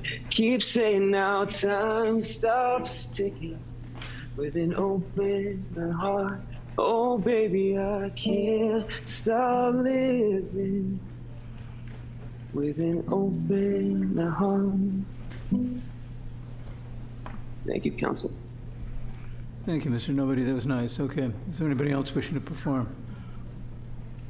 I don't see anybody. All right. Is there anybody in the room wishing to speak? Is anybody here? All right. We'll close the public comment period. Move on then perhaps to some business of the night. First item is a resolution adopting a memorandum of understanding between the Carmel City Council and Leuna and UBEC Local 792 United for the period of July 1 through 2026 and authorizing the city administrator to execute an MOU. Brandon, are you handling this? I'm going to introduce our attorney that helped us with this. And I do have a PowerPoint here to get up. Got it? All right. Wonderful. Okay, so good evening, Council. We have before you actually 2 items in one presentation. I'll wait for the room. Yeah, could we clear the room quietly, please? Let's go. Somebody answer the phone or hang it up, one or the other. All right, let's go. Okay. All right, we'll try again. Mr. Mayor, Council, we have 2 items before you rolled into one presentation tonight. As you know, your staff and our attorney... We're taking our conversations outside, please. You go. You go. Okay, thank you. Excuse me, Mr. Swanson, did you say you're going to be covering more than one item now? Yes. Okay, because the mayor's just identified the one. So are you saying that you're going to cover all 3? Just 2 items. So 2. When I get a chance to finish speaking, I'll tell you what we're doing. Okay. Thanks. Okay. So we are here to talk about 2 items. So you have 2 agenda items tonight. Both are for ratification of MOUs, memorandums of understanding, with your bargaining groups, between which both are the general unit and management unit, both represented by LIUNA. They are separate items on your agenda tonight, but just for ease, because they are basically the same agreement, we are taking them together. You will have to adopt 2 separate resolutions. They are taken as 2 separate items, but just so that we're talking about it once, we're doing this for you tonight. So with that in mind, I would like to introduce to you our attorney who works, Mr. Pierce's office, who helped us through these negotiations, who's going to take you through the presentation. Zach is on Zoom here. Zach, go ahead and just read through, and I will run the presentation for you. We're going to have to take Zach, unfortunately, off of the Zoom screen, though. There you go, so everyone can see it. So Zach will hear your dulcet tones, but we're not going to see your face, unfortunately. That's just perfectly fine with me. Thank you, Brandon. If you want to move along to the second page of the presentation, that'd be great. One more back. Thank you very much. So, pursuant to the City Council's direction, the City Bargaining Team, me and Brandon included, met and conferred pursuant to the Myers-Milius-Brown Act separately with both the General and Management Unit representatives on successor MOUs. Both units' current MOUs expired June 30th, 2024. Pursuant to law, the terms and conditions in those MOUs continue unless and until the City Council adopts a successor MOU, and that's why we're here today. The city's bargaining team guiding principle was to make sure the city compensates its employees at both a competitive and fair level with respect to the surrounding labor market, and to encourage long-term employee employment with the city. The terms we're going to talk about in a second, I think, accomplish both of those tasks, and frankly, the employees agree. The way it works is once we have a set terms and conditions for each unit that both sides feels comfortable for presentation to their respective principals, the unions and the City Council, each votes to quote unquote ratify those proposed terms. The general unit did so on July 18th and ratified the proposed terms overwhelmingly. The management unit did so as well and ratified those proposed terms unanimously, all 5 of them, on July 22nd, 2024. Next slide, please. So some notable provisions for the general unit. The term of the contract is 2 years, commencing July 1st, 2024. The base wage increases are 4% each year for 8% over the life of the contract. That first base wage implementation will be implemented July 1st, 2024, so retroactively by a month approximately. The major item that was discussed at the table was the city's coverage of the health premiums. And what we agreed on for your consideration was the city coverage of 100% of the premium for the lowest cost PPO or HMO plan offered in the menu of plans offered to city employees. So the city will cover 100% of either of those lowest cost PPO or HMO as selected by the employee, or 80% of other plans should the employee elect it. Some other notable compensation items are a 5% longevity premium for employees with 10 plus years of continuous service. The intent for this provision was both to induce current employees that have less than 10 years to maintain their employment with the city for 10 years and beyond, and also to reward those existing employees that have been with the city for 10 plus years. Another item was advanced certification and license pay. For each advanced certification or license that's above and beyond the certifications or licenses needed for the position.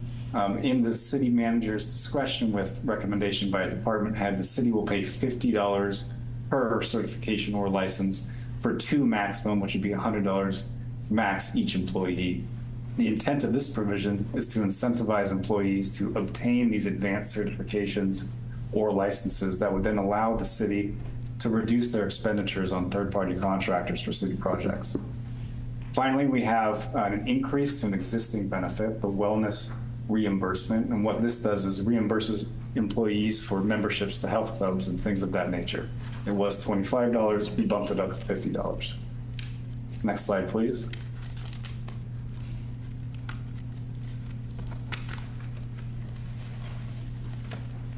For the management unit, the terms are precisely the same in each and every respect. 2-year term, 8% over 2 years, same health benefit coverage, and the same notable other compensation items are also the same. Again, both units already voted and ratified each of these contracts. On behalf of the bargaining team, we do believe that the terms proposed accomplish the goals set out for us, which was to compensate these employees at a competitive and fair level and encourage long-term employment. And we do encourage the city council to adopt these MOUs. That's all I have. Thank you. Thank you, Zach. Just a closing thought with this, and we always try to bring education as part of these items. One of the ongoing themes we've heard tonight and oftentimes is about transparency. We've talked about this before. The MOUs and the negotiation process takes place in closed session. What always happens after closed session is the daylighting of the ultimate decision in the public. So that's what today's represents, is the several months of closed session negotiations between the labor groups and your bargaining party, coming now forward to you with the actual contract agreements to be vetted in public and decided in a public forum. So I just wanted to close with that thought to shine a light on the fact that this is part of the transparent process. And staff is available for any questions you might have. Brent, you might want to add that the bargaining committee with direction and authorization of council. Thank you. Yeah, Councilmember Richards, that's correct. We take our direction from council. We are essentially the bargaining team directed by council. Council sends out certain parameters, negotiating strategies, compensation strategies, and that's where all this comes from. And we bring those back to the table, back and forth with the bargaining units. So thank you for that. All right. Questions by council? Begin public. We might want to go ahead and read in. Brian, you want to point out that we are taking care of item number 2 also at this time? Yes, that's right, Mr. Swanson, the 2 items 1 and 2 here. Okay. Right. So you will need to vote separately on the resolutions. Chip, you have a comment? No, just public comment. Okay, public comment. Is there anybody in the public wishing to speak to this item? Let's see, is anybody on Zoom wanting to speak to this item? There's no hands raised on Zoom. Bring it back to council then for direction. I'd like to thank both of these groups and City Council for working on this, and our bargaining committee, and I'd make a motion that we move forward. Motion, we have a second. Well, is that with respect to item 1? You want me to make 2 different motions? Yes. Right? So yeah, I would like to move forward with item 1. Make a motion that we adopt item 1. I'll second that motion. Any other discussion? Yeah, I would just, the employees are an important part of the community here. This is a process that we all get to go through every couple of years. So thank you to the employees for making it not so onerous, and for staff, Brandon and Marissa and our legal staff and Chip and everybody for helping the 5 of us unskilled negotiators get through all this process. So thank you very much. Well said. Any other comments? Yes, I'd like to make a comment that I think we have a fantastic staff, and I am delighted that we negotiated with them in good faith, and in turn they negotiated with us in good faith. And for those of you who don't know, retention is really a key item, and many of the things that go into a contract are specifically about retaining our employees so that they have a wonderful relationship with the city, and we reciprocate with that relationship. Training new employees costs a lot of money. So I value our employees. I'm glad we're here tonight with these bargaining units in agreement, and I wholeheartedly support this motion. Second that motion. Okay, if we could get a roll call, please. Councilmember Barron? Yes. Councilmember Dramoff? Yes. Councilmember Ferlito? Yes. Mayor Pro Tem Richards? Yes. Mayor Potter? Aye. Motion carries.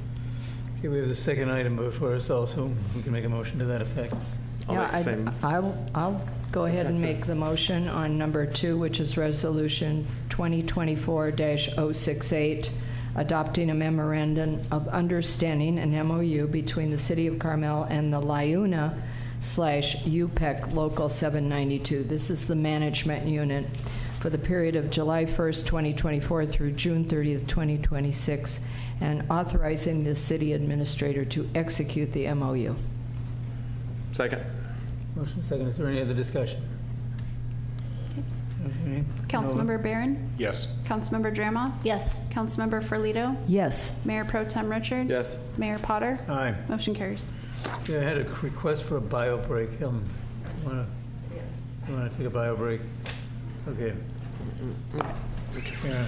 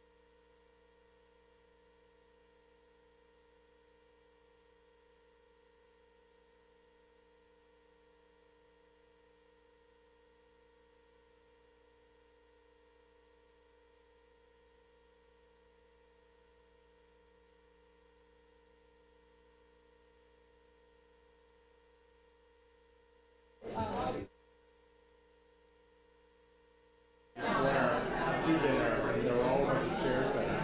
And we were walking back. This is what was going on.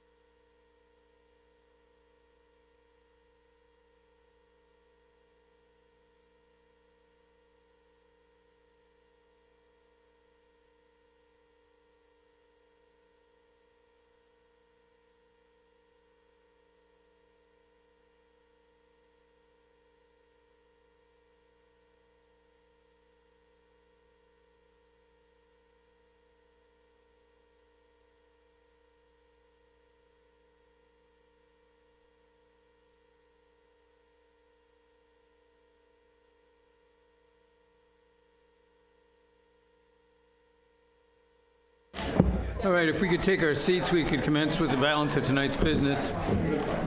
Yellow. Careful sitting down. This chair can push you. All right, Brandon, I think you have the next item also, don't you? Yes, sir. Thank you very much.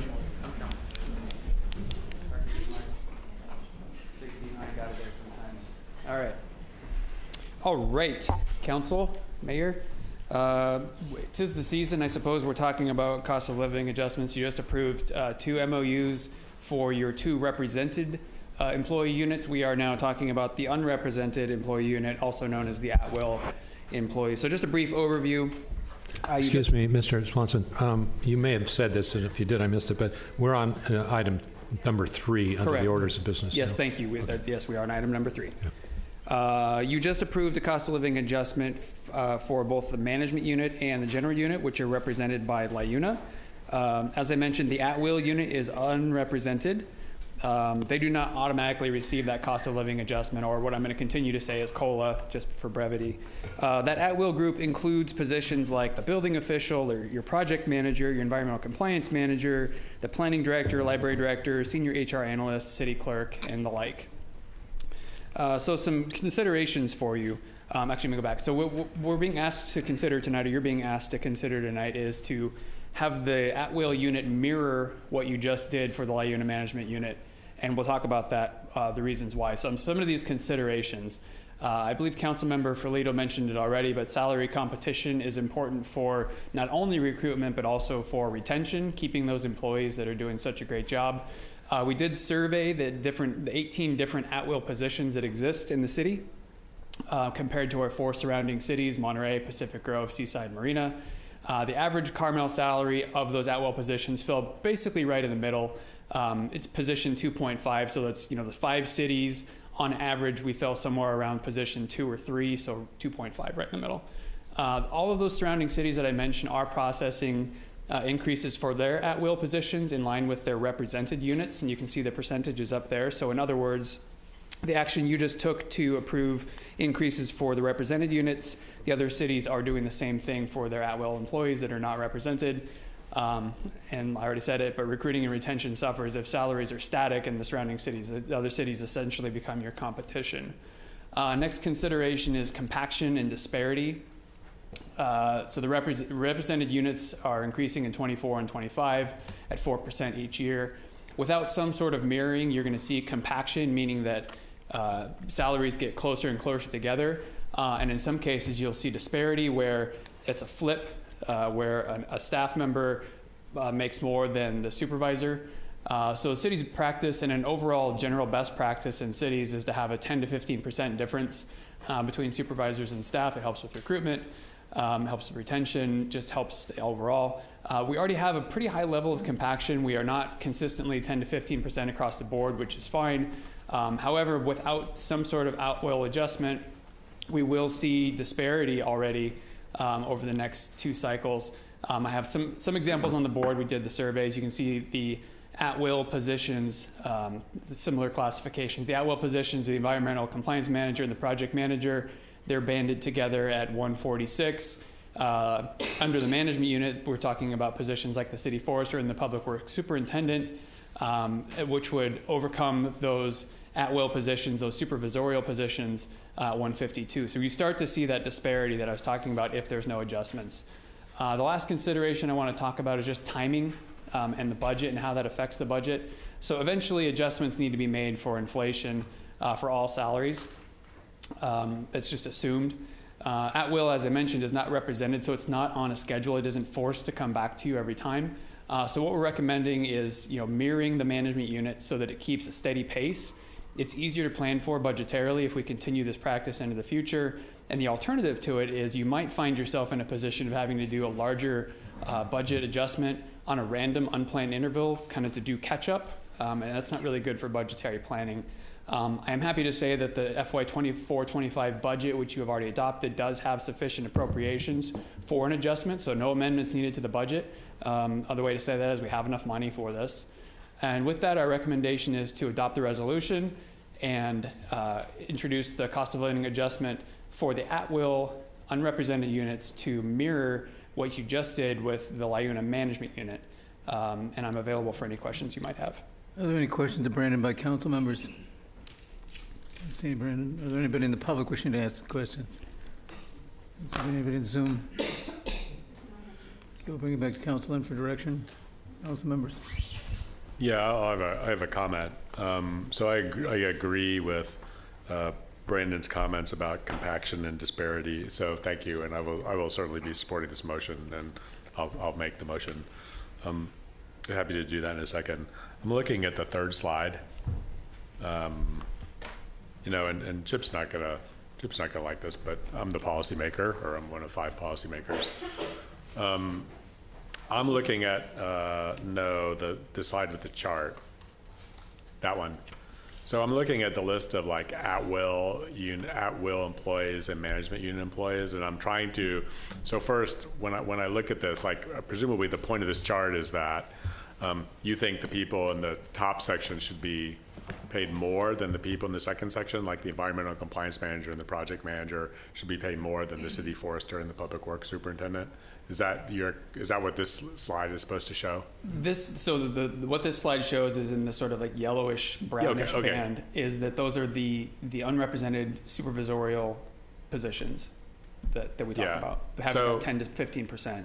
So I'm not sure, like I don't see that, given your math, like I'm not sure that 10 or 15% should bring those salaries up to like 165 from 146, and I'm not sure that what you're asking us to do is really going to achieve that. You're correct, but I didn't explain it well enough. So the green band is if we move forward. So the green band assumes what you just did with management units. Right. So they've got 4% and 4%. Right. So that assumes that number right there, and the other number assumes that you don't do anything. Well, if you add 8% to the environmental compliance manager and the project manager, so you bring them from 146 like up to 156, like that's not a 10 or 15% that you asked for. That's correct. But to be clear, we're not 4%. asking for the 10 to 15%. Okay, we're asking for the 4%. What I said was that's a best practice, and we don't actually do that. We're much closer. My point is that I think first of all that we should be doing, like, this warrants more conversation about whether we should be doing what's a best practice. Like, we have a problem. We've had a problem hiring a planning director.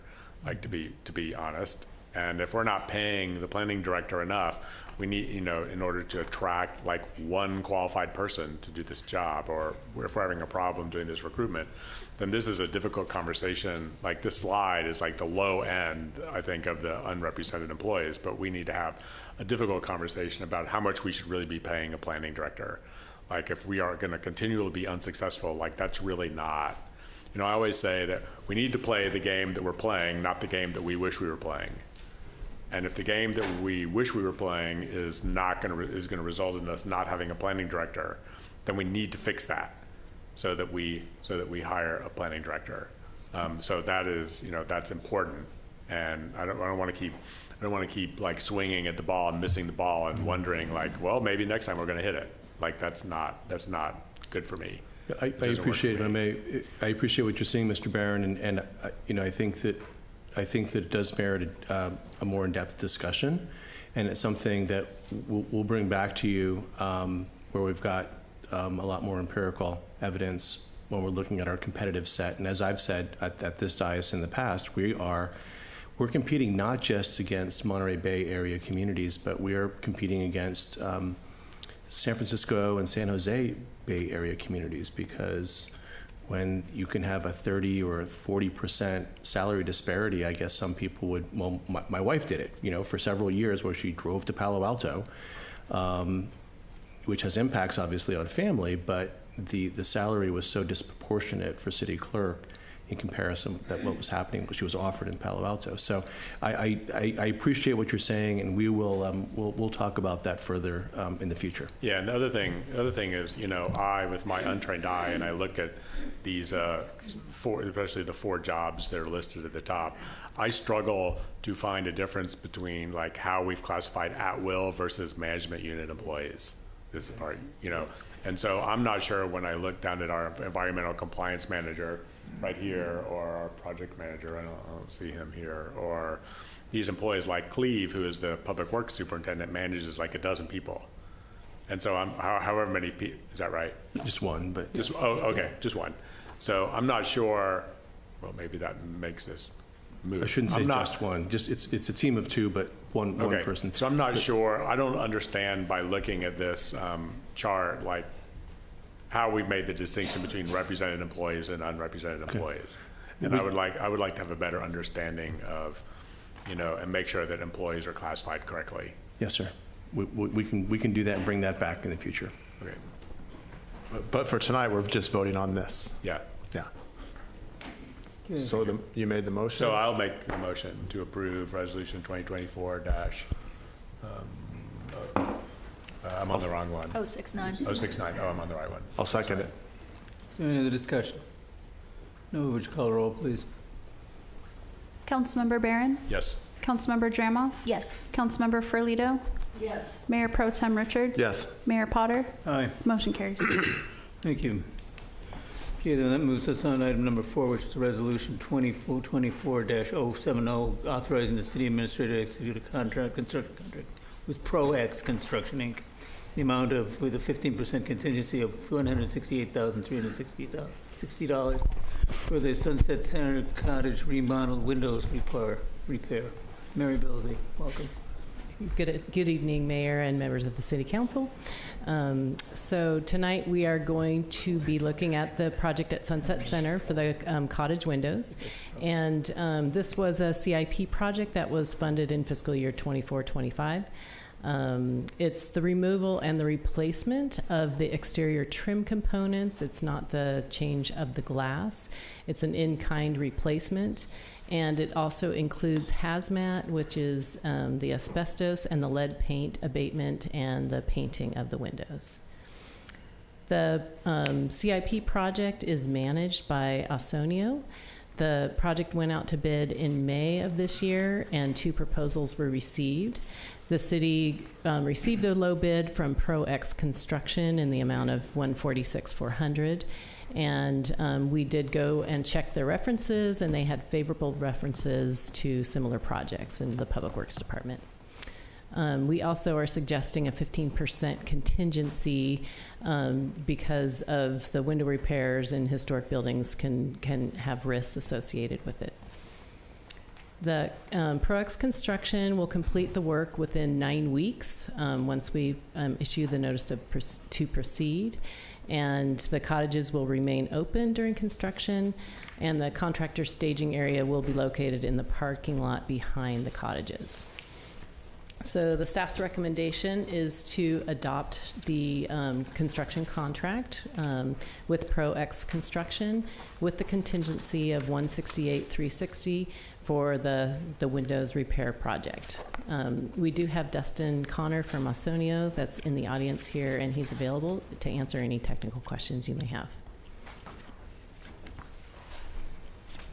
I have a quick question. You might be able to answer it. How many windows total are there in both cottages? You know, I don't know that one. Didn't mean to stump you. Yeah.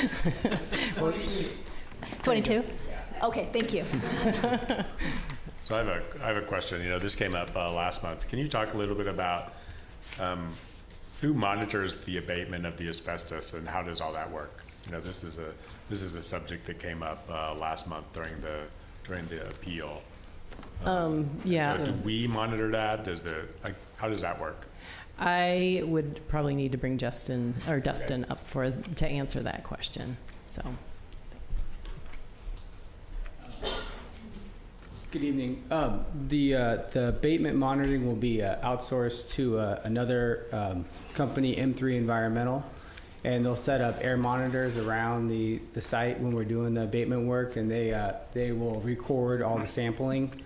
So if there is any concern about exposure to lead or asbestos during the process, we'll have that record to show that it was done in a proper way. They also monitor the means and methods of the construction to ensure that it's done in proper fashion. So there isn't any dust in the air or lead paint chips on the ground or anything. So like who that. do they report to? They report to us. So who's the agency that's going to come down and ask for those records? They'll give us a report at the end of the project, and they'll have those available if they're requested during the project. Requested by like the county, the state, the Air city? Resources Control Board. I'm sorry? The Air Resources Control Board. Okay. Yeah. Thank you. And this is all in response to environmental regulations promulgated by the Air Resources Control Board? Yes, sir. Okay. Thank you. Any other questions? Yes, I have a question. So it says that the cottages will be open during construction. That's correct. Okay. So just to be clear, how do you protect the people that are maybe at yoga or working in an office when you're doing this? So we put in our bid docs that the contractor needs to work around the schedule of the Bach offices, the yoga studio, and there's an art studio there as well. And so once we engage the contract with the contractor, we'll develop a work plan and coordinate with those users to make sure that we're able to get in there around their schedules and coordinate various areas of the building. You know, maybe we have to move them out of one side and do the 5 windows on the corner and then move them back in. There's also talk about just removing all the windows and putting up, well, not all the windows, removing windows, taking them off site, building them there, and then putting them back in. So that plan needs to be worked through with the contractor. Now that we have a partner, a builder, we'll go down that path. Thank you. I Yeah. appreciate that. Mm-hmm. Is there any other questions to Dustin? Dustin, thank you. Appreciate it. All right, bring it back to council for action. Oh, yeah, Joe can go Oh, I'm to sorry, anybody in the public want to comment on this item? Okay. All right. Don't see anybody, nobody on Zoom. Okay, now we can bring it back. Council members. Yeah, I'll make a motion to adopt resolution 2024-070. I'll second that. Motion is second. Any other discussion? I don't see any. Nova. Councilmember Barron? Yes. Councilmember Jermoff? Yes. Councilmember Ferlito? Yes. Mayor Pro Tem Richards? Yes. Mayor Potter? Aye. Motion carries. All right, item number 5 is review of the request for proposal for architectural services for the renovation of the Harrison Memorial Library and a list of architects. So the selection committee. Ashley, welcome. Thank you, Mr. Mayor. Good evening, Council.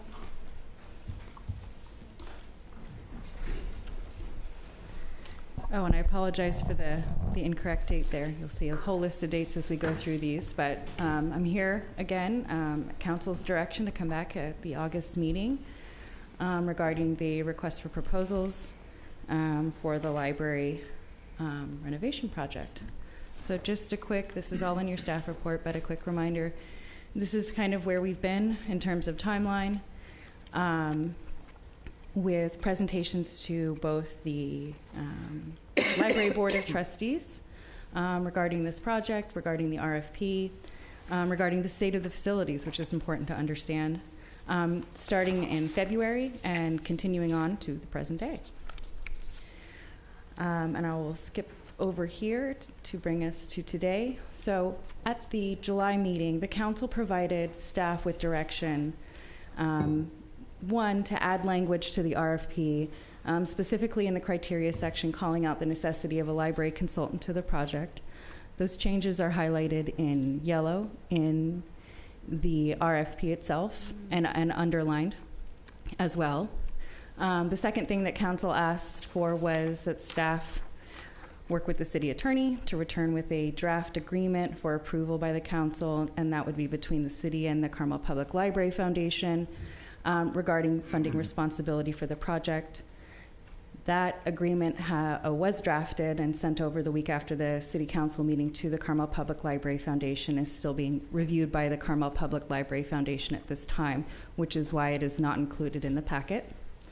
The third thing that council asked staff to do was to return with a list of potential committee members to review the proposals and to make a future recommendation to the Board of Trustees and then to council with regards to a contract with an architect for the project. The trustees did hold a special meeting on Monday, July 29th to review the updated request for proposals and provided staff with feedback. And made a recommendation for council for final review and approval. The trustees also received the lineup from the architect selection committee list, which is included in your packet for consideration. And that is a part of the staff report as well as an attachment.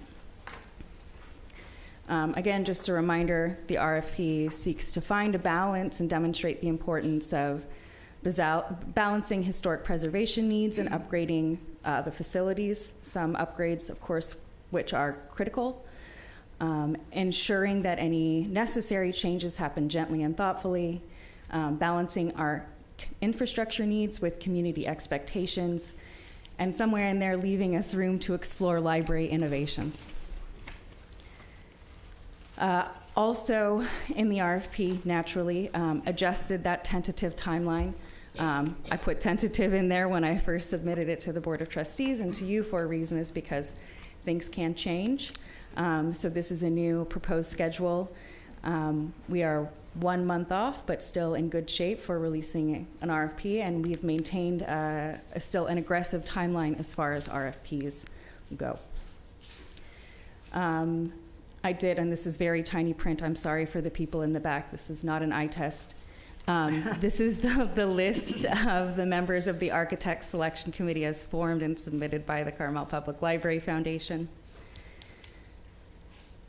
And they make up a mix of different community members with various backgrounds, some of whom have had experience with library renovations. They bring some historical knowledge. Their experience is listed alongside their names here in this list. And that brings us to the recommendation, which is to review and provide direction to the request for proposals for architect services. So if you approve this, potential direction could include releasing the request for proposals. And then with the other piece that is here in front of you this evening, that is the Architect Selection Committee submitted by the Carmel Public Library Foundation, provides staff with direction on that item as well. The second item that was requested by council, again, is not included as it's still under review by the Carmel Public Library Foundation. And I'm happy to answer any questions of the council. Yes, I have a question. Halfway down your adjusted tentative timeline, you've got Friday, October 4th. Postmark no longer, yes, 8/23. I'll adjust that again.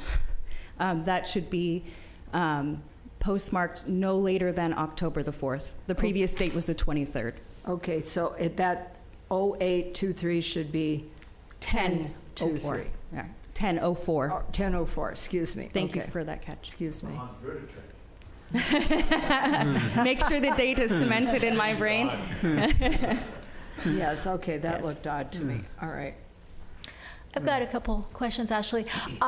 When I'm talking to members of the public, they either have no idea what this is all about. So I've got a couple of questions that fall on that line. So absolutely. Can you give us a quick rundown of what's going to be done, why is this being done, and what is the urgency of moving forward and doing it all at once?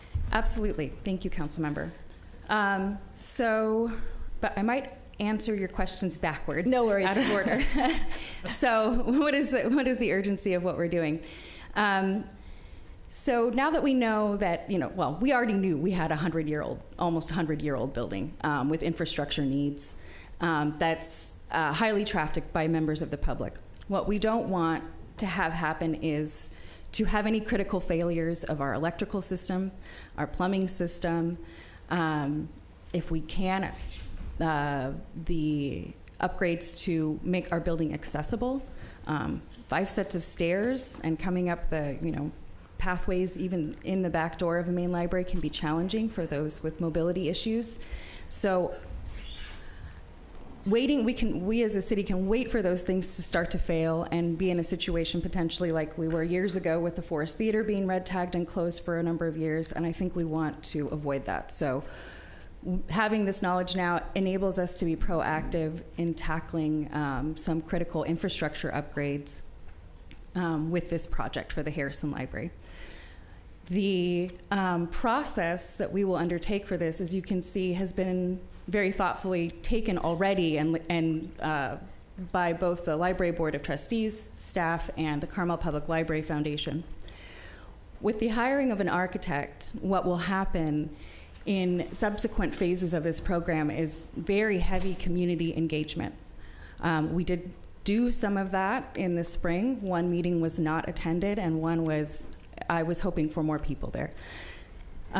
So very serious community outreach with our community groups, Carmel Garden Club, Women's Club, Youth Center, all the people that we engage in that you might not think that we're kind of engaging in with the departments, to make sure that their voices are heard, in addition to, I'm sure, public meetings here in this room, and of course presenting as we go along with different phases where we are to the City Council for input from community members, again, at meetings like this, but also the City Council. Did I hit everything? I think you did, and I have just a couple more questions. Absolutely. Is there any kind of a cost estimate yet, or is that something that's going to come up? There is a cost estimate that was provided by the architect that did the first round of an assessment, and that estimate is looking like $12 to $15 million, depending. And that's, with any project, there's construction costs. So we had those estimates were done in 2023. It's 2024 now. By the time we go out to construction, costs will have increased. Right. So I don't want to nail us down, but that's ballpark. Okay, I appreciate that. And then my last question is, with the architect selection committee, it seems like 19 people is a lot, and it's like hard to come to a consensus with that many people. Why was a number that large chosen? I believe to look at a wide representation of library supporters and community members. It will be challenging, and I am hoping to work with the Carmel Public Library Foundation on scaling that back, because scheduling meetings, interviews, all of that, according to this timeline alone, will be incredibly challenging and could delay the project, because we want to maintain consistency with the review committee for our documentation of process. Okay, thank you so much. Appreciate all your help. I'd like to speak to the size of the committee, and yes, the committee Alexandra, for the audience, oh, sorry. Will you identify yourself and your group? Thank you so much. Good evening, Mayor, City Council, and Chief Administrator. I'm Alexandra Fallon, and I am the Carmel Public Library Foundation Executive Director. And as part of the process of taking on a project of this magnitude, which we're probably putting more at like the 15 to 18 million, particularly if we even get started now and then looking forward to the next 3 to 4 years. We took the initial step after bringing on a seasoned fundraising expert with local experience to put together this architect selection committee to have a cross-section that represents the community, the city, the library, and the foundation. And it also includes a historian and with Councilman Barron's request, 2 architects as well. And so part of the points that we wanted to address with this committee was to have like stalwart committee members and library lovers who are close to the library, potential supporters who could get excited about this project, those who have aesthetic discernment with experience in high-end and complex projects, historical and architectural experts, and those who have library expertise. And once the committee was assembled, we agreed on a set of aesthetic guidelines where the guidelines could help enable us to select the best architect and library consultant, ensure library excellence, and ensure historical preservation while enabling accessibility, and a host of other items that were included into the RFP. And so now, so those were the choices. That's what the committee was comprised of, those different people. And again, representing city, foundation, community, and those with expertise. And now we looked at the project. It's sizable. It's one of great magnitude, probably $15 to $20 million, to restore and renovate the Harrison Library so it can remain, and this is the mission of the Carmel Public Library Foundation, open, relevant, and thriving for generations to come. So to that end, CPLF is thrilled to report that a $5 million lead gift has been secured with a match requirement by June 2025. So we are very happy and anxious to see the RFP move forward, because once that architect is selected and the plans are and the renderings are provided, we can then go out and seek the funds, continue to seek the funds necessary to match this gift. And what else can I say? Alex, I have a question for you. That gift, I think that's part of that question about the urgency. So can you repeat that statement about the gift? Yes, that we have secured a $5 million lead gift that has a match requirement to it by June of 2025. So if you don't receive, secure another $5 million. Okay. Mm-hmm. So that probably adds to the urgency of why we need to get this done. Absolutely, because if we don't get it done, right, that match goes away. Yes. And you may not receive that $5 million. Right. Is that correct? Yes, and that is a really big number to have that kind of traction at the beginning of a project like this. So. Right. I have a question as well. So CPLF is the, we've got all these acronyms. You are coming with the offer to raise all the money for this project. Correct. I'm not sure that the community understands that yet. Yes. And I look forward to more exposure in the Pinecone and other things to spread that information. We have been in the quiet phase right now in terms of the fundraising, and so once we make the match, then we'll feel that we have enough funding to then go public and then, address the rest of the funds. But you're public now. Sorry. Yeah, I know. Okay. I have another question. This is probably for Ashley.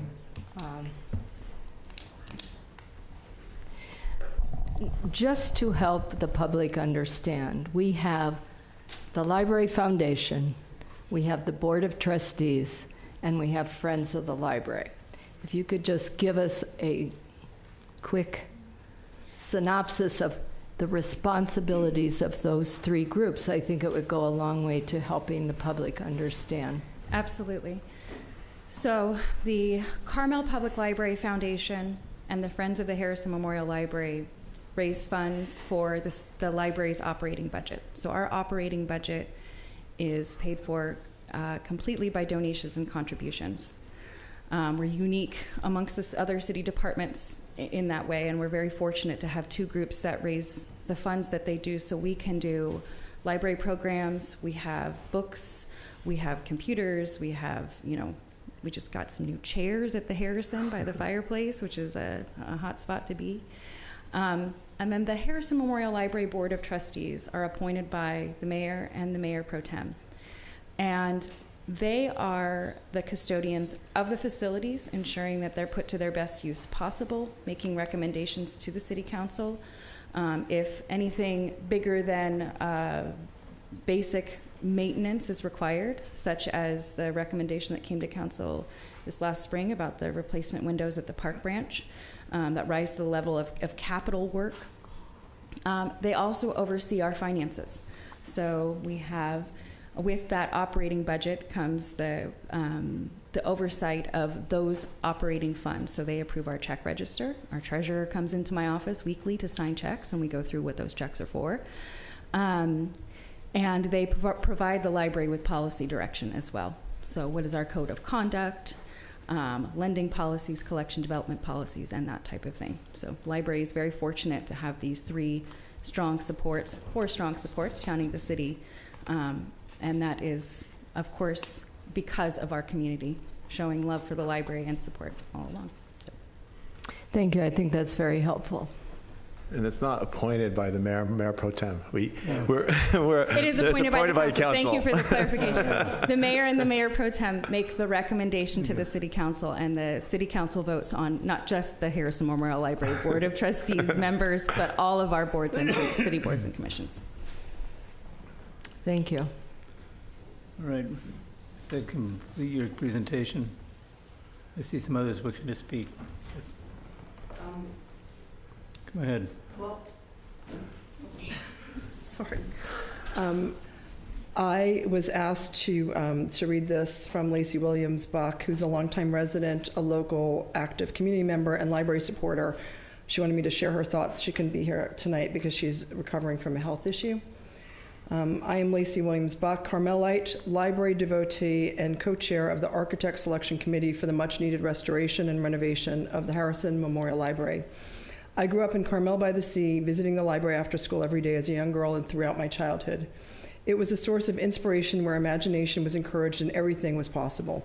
My father, Henry Mead Williams, was a published author and owned the first bookstore located on Ocean Avenue in Carmel.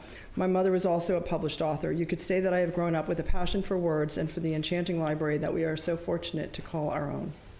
My family founded the local history room in honor of my father, which is currently located at the Park Branch Library. I, along with the Carmel Public Library Foundation, founded the Gathering Place, the first free meeting space in Carmel located in the Harrison Memorial Library building. I agreed to co-chair this project because I love the library and I wanted to be a historical watchdog to ensure a measured approach between the balance of innovation and preservation would be applied to this project. For our cherished library to continue to serve our community, we need to ensure it remains physically intact. As an historic landmark building, we need to restore the library with design work materials and finishes that are part of a harmonized aesthetic that honors the integrity of the building and Carmel's rich art and literary history. For the library to move into the next century, we also need to include the latest technological advances and meet the demands of our patrons, taking into consideration the dynamic ways libraries serve our communities now and into the future. This is an important project that serves an essential purpose in our community. I'm honored to be a part of this initiative and look forward to ensuring our library continues to thrive well into the future. From Lacey. Excellent.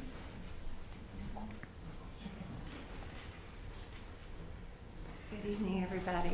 Good evening, everybody. My name is Letty Bennett. Mr. Mayor, council members, city staff, it's a pleasure to be here to speak on behalf of our cherished Carmel Public Library. I worked at the library from 1980 to 1994 and was assistant library director when I left to go have some other adventures in life.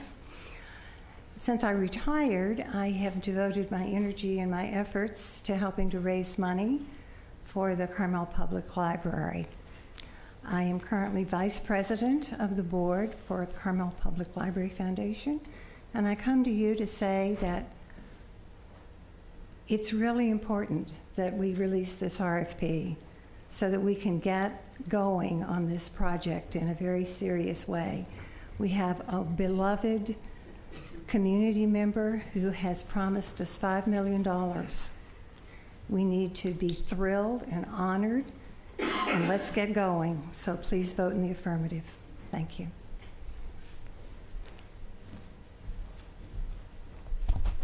Mr. Mayor, council members, my name is Ben Heinrich, and I'm a past president of the Carmel Library Foundation, and I'm just here to thank you because I had the privilege of being president for 3 terms over the past 10 years, and it's a very, very interesting working relationship.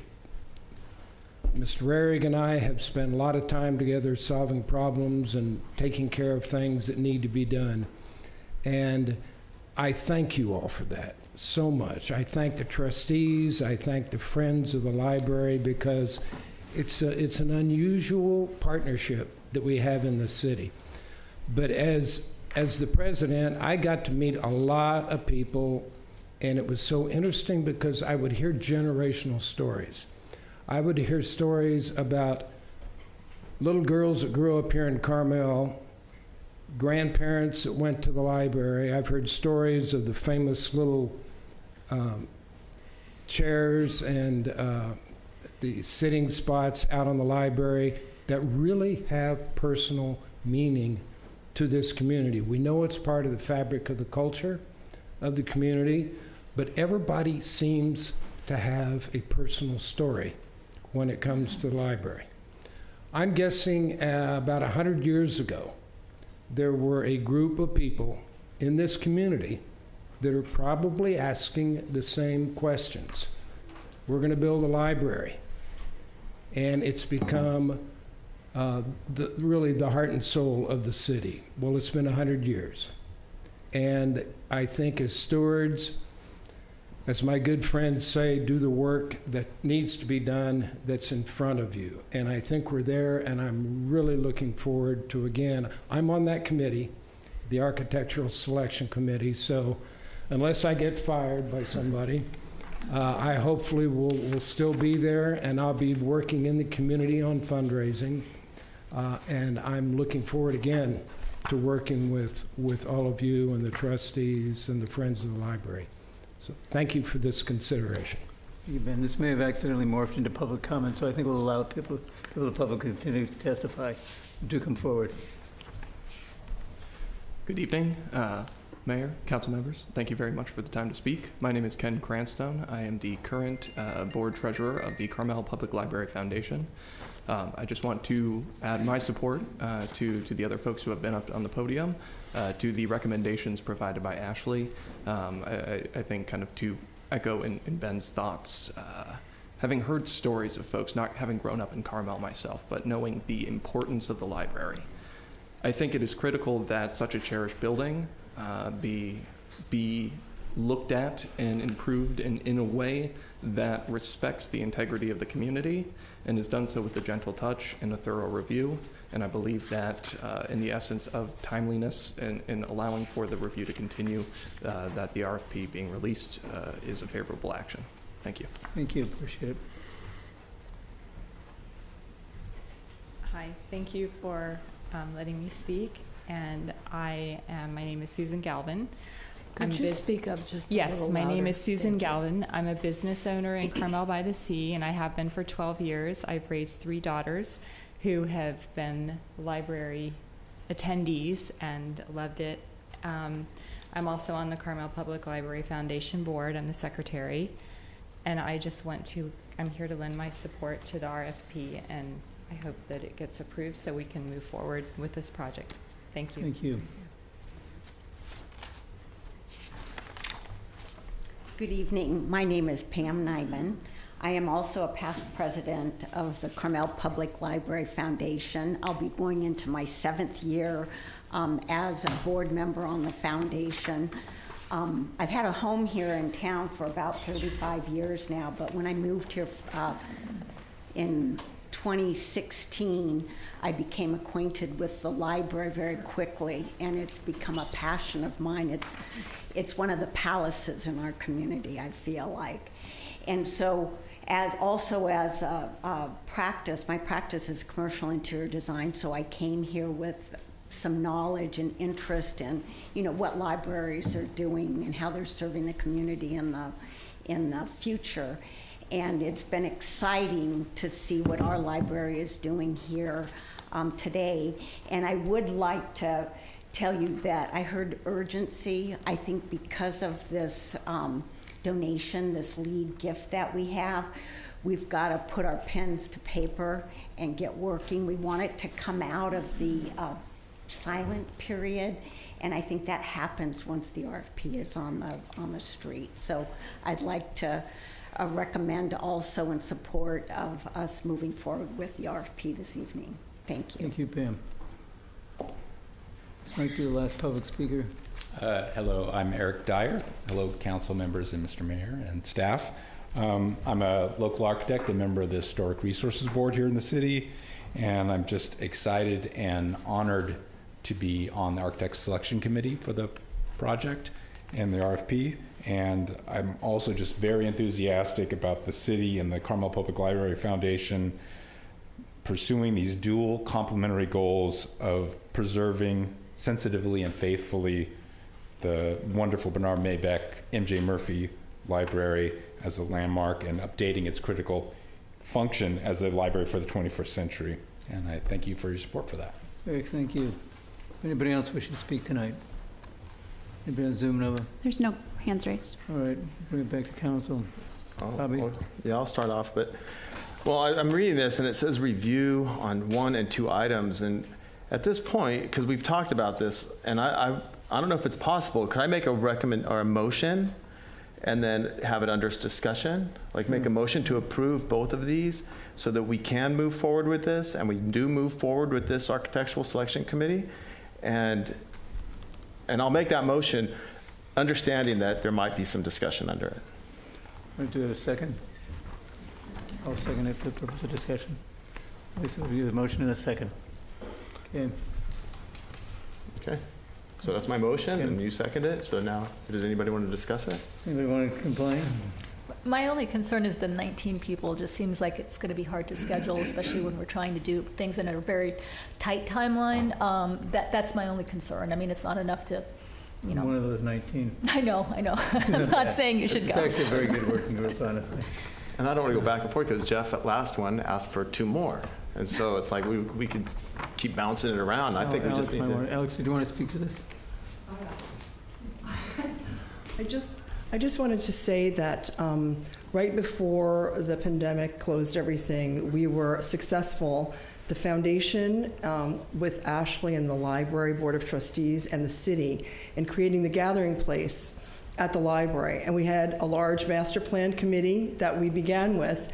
And then what we did was we had a subcommittee, and we worked with the subcommittee comprised of maybe 5 or 6 people to vet the proposals that came in, and then we went and took it back to the larger committee for the evaluation process so everybody could get the vote and everyone. So it worked out really well. Anyway. So I had some concerns, Alexandra, at the last meeting about the MOU and the money. And I know we had a conversation today, and I talked to Marcy. Can you talk about that a little bit? Yes, I can. We, during this last July City Council meeting, we talked about the fact that releasing the RFP would not really, would not obligate the city to enter into the contract or any financial obligations. But CPLF is happy and willing to state for public record that it would cover costs up to $250,000 for the initial architectural fees. If that helps put your mind at rest, that it will be taken care of too. Yes, thank you very much. That really puts my mind at rest. It solves sort of one of my concerns, which is that we get to November, we get to selecting an architect, and we have not signed the MOU. So I think that gives the MOU like some additional runway, and the $250,000 will get the city and the project through like the phase that you've indicated, which is June of 2025. So I really appreciate your working with me. I think this is a good project. I think it will benefit the community, and I'm really delighted. And if the library is acceptable to that, I'll add that to the motion. I can add that to the motion. Sure. I'll accept it. Okay, I have a comment now, not a comment on that. So thank you for that, Bobby. I'm doing like this calendar math. I'm looking at Melanie Billig while I'm thinking about this.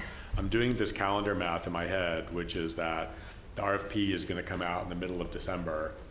So this election is going to happen in the middle of December.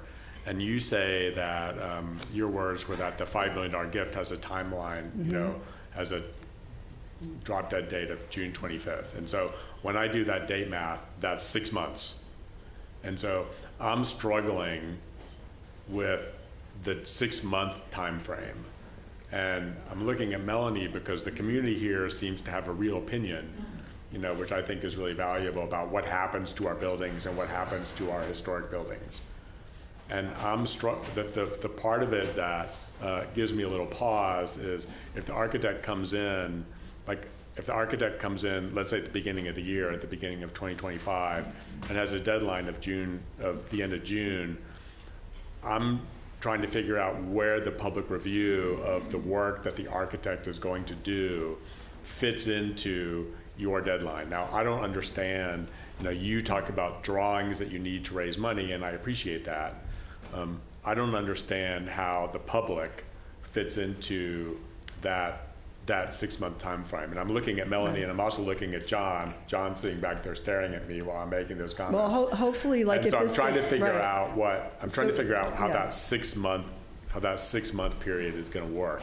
Fancy footwork, but honestly, if the RFP, we're hoping, gets passed today, the RFP is out. That's so August. You have the rest of August for it to sit out there in the universe to have architects respond. And so then probably the next month will be the architects. So I think I'm not putting it in January. I do understand there's an election, but I am saying that if it gets passed today, there's a month time where it sits for the architects to respond. Then the following month is September. We start receiving things in. So I'm not really seeing it at the end of January. I'm sorry, apologies, I wasn't clear. I'm talking about the period from the time the architect is selected, which is December, January of 2024, the time between that and the deadline that I heard you say, which is June of 2025. Right. I'm struggling with the amount of public participation that's going to happen in. Well, the public participation, though, is going to be ongoing. This is a financial goal that we have to meet. But as far as that goes, that's going to be ongoing throughout the entire campaign. It's not going to start in January and end in. We don't have to have it. So we are raising, but we are trying to secure the funds in order to move forward. So the drawings that you need. So you stated earlier that you needed drawings. Yes, the renderings. Renderings yes. to raise the money, to raise the matching $5 million. Well, it does help for people to visualize what we're actually wanting to fund. Yeah. So those renderings, do those renderings come out of some public process, or are they just renderings put forth by the architect without you know? Apologies for just using Melanie and John because they're just sitting there. Are those renderings that are going to come out, you know, at some point between January and June? Are Melanie and John going to see them, or are they going to be and yes. There's going to be community input? There's going to be community input. There will be community input for sure. Absolutely. We're not going to move forward without community input. But we do have a financial. It is. We are working sort of simultaneously, as somebody said in another meeting, chewing gum and walking at the same time. So we're trying to get that out. We will have the drawings. Those will be.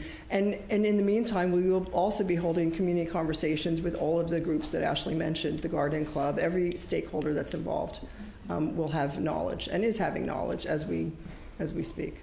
Okay, thank you. Sure. Thank you. All right, now we're ready for action.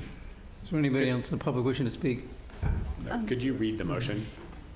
Yeah, I can restate the motion. That what I understood was that the motion is to approve and release the RFP and to approve the list of the 19 people on the Architectural Selection Committee, and that an MOU between the city and CPLF to confirm funding will be executed once the architect selection is made. No, and to acknowledge, I don't want to put words in Bobby's mouth, but this is what I would like you to make our motion, to acknowledge the commitment of the $250,000 from the CPLF to fund the initial part of the architecture work. Okay, to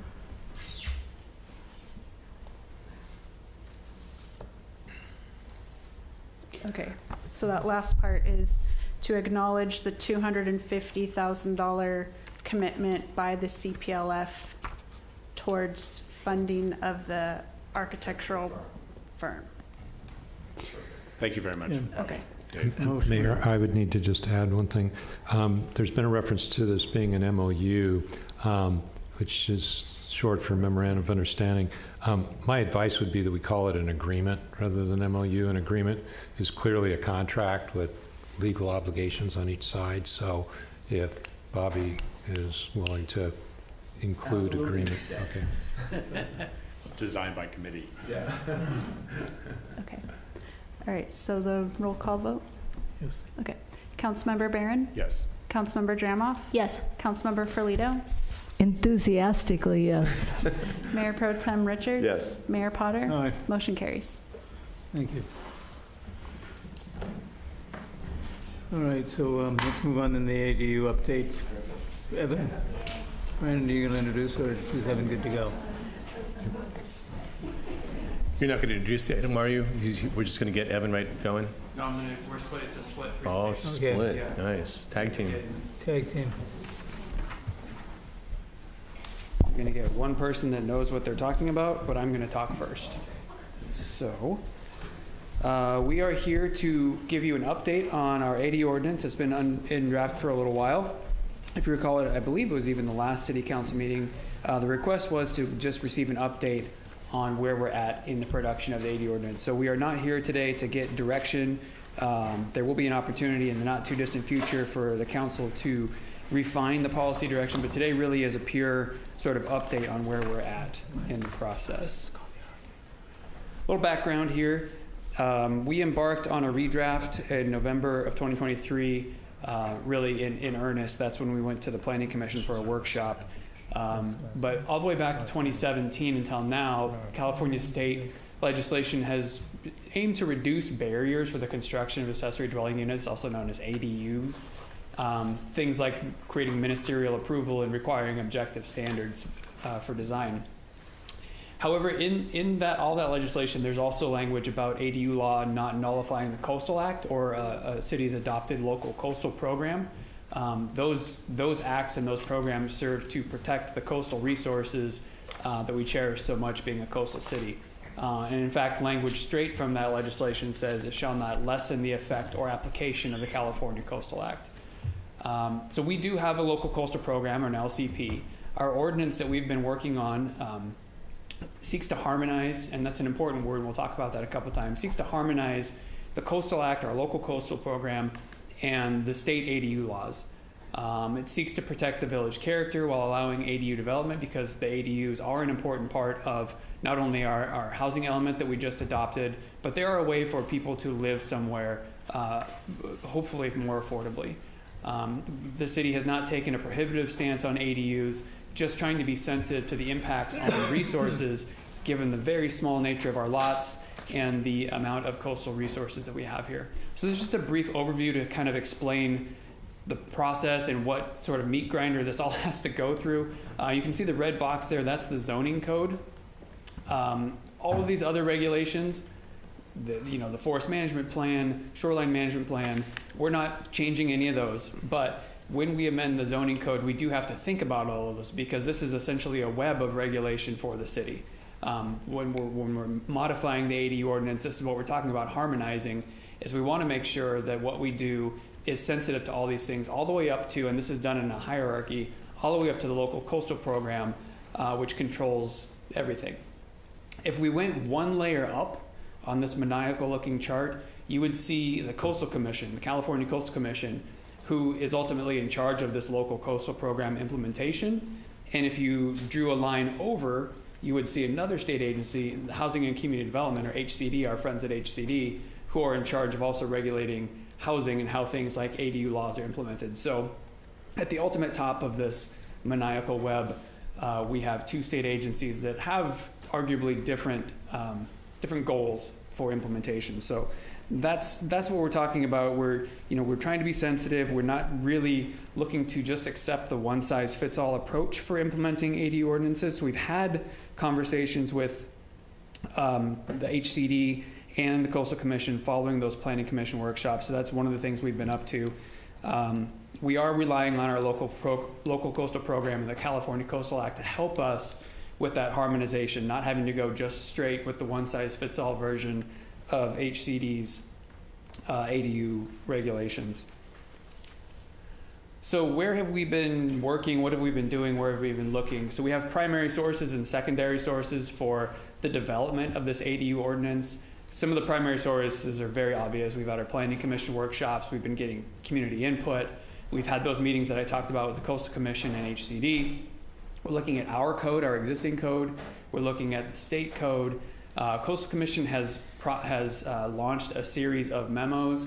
The most instructive one for us was back in January of 2022. It does talk specifically about accessory dwelling units and how that relates to the Coastal Act, and even some of their Coastal Commission staff reports. We have secondary resources as well. We're taking everything in that we can to make sure we create that harmony with this ordinance, which admittedly is taking longer than we originally had thought, but it's such an important ordinance, and there's that big, massive web that I've already showed you right here, that we really need to be sensitive to all these different boxes. So we do have secondary sources we're looking at too. Some of our sister and brother cities up and down the coast, and non-coastal cities, what they have done, and of course professional journals and articles. Anyone that sends us an article we read. And so I just want to tell you that there's a lot of resources that we're going with. So with that, I'm going to turn it over to Evan Court, who is our city's associate planner and has really taken the lead in the development of this AD ordinance. He's going to talk to you a little bit about the technical stuff, but not too technical, because we might put people to sleep at this late hour. But we're going to do our best to share this with you, what we've done so far. Thank you, Brandon. All right, so our current practice for reviewing and approving ADUs is not so different from what we're proposing under the proposed ordinance, but like Brandon mentioned, we're looking to harmonize the ordinance with the Coastal Act. So currently what's allowed in our current practice is you can do one ADU and one JADU. JADU is a type of accessory dwelling unit that's contained completely within the existing or proposed primary dwelling. The ADU is the more commonly thought of, detached unit, or a unit that's attached to the primary dwelling. ADUs can be attached, detached, or located within the primary dwelling or converted from an existing accessory structure. The floor area that is allowed is up to 800 square feet, exempt from the existing underlying zoning. Height and setbacks, those will vary depending on what exactly is proposed, but most typically we're seeing a 16-foot height with 4-foot minimum side and rear yard setbacks. And that's what would qualify under a statewide exempt ADU. That's something that the state requires us to approve with no discretion, design review. It's just, I'm proposing this ADU, city, you have to approve it. We haven't been requiring any parking pursuant to those statewide exempt ADUs. And then also in terms of design review, when we can apply design review, we do have minimal objective design review standards. So looking forward to this ordinance, again, harmonizing with the state law, or the coastal zone and the Coastal Act as much as we can. No change to the permitted density.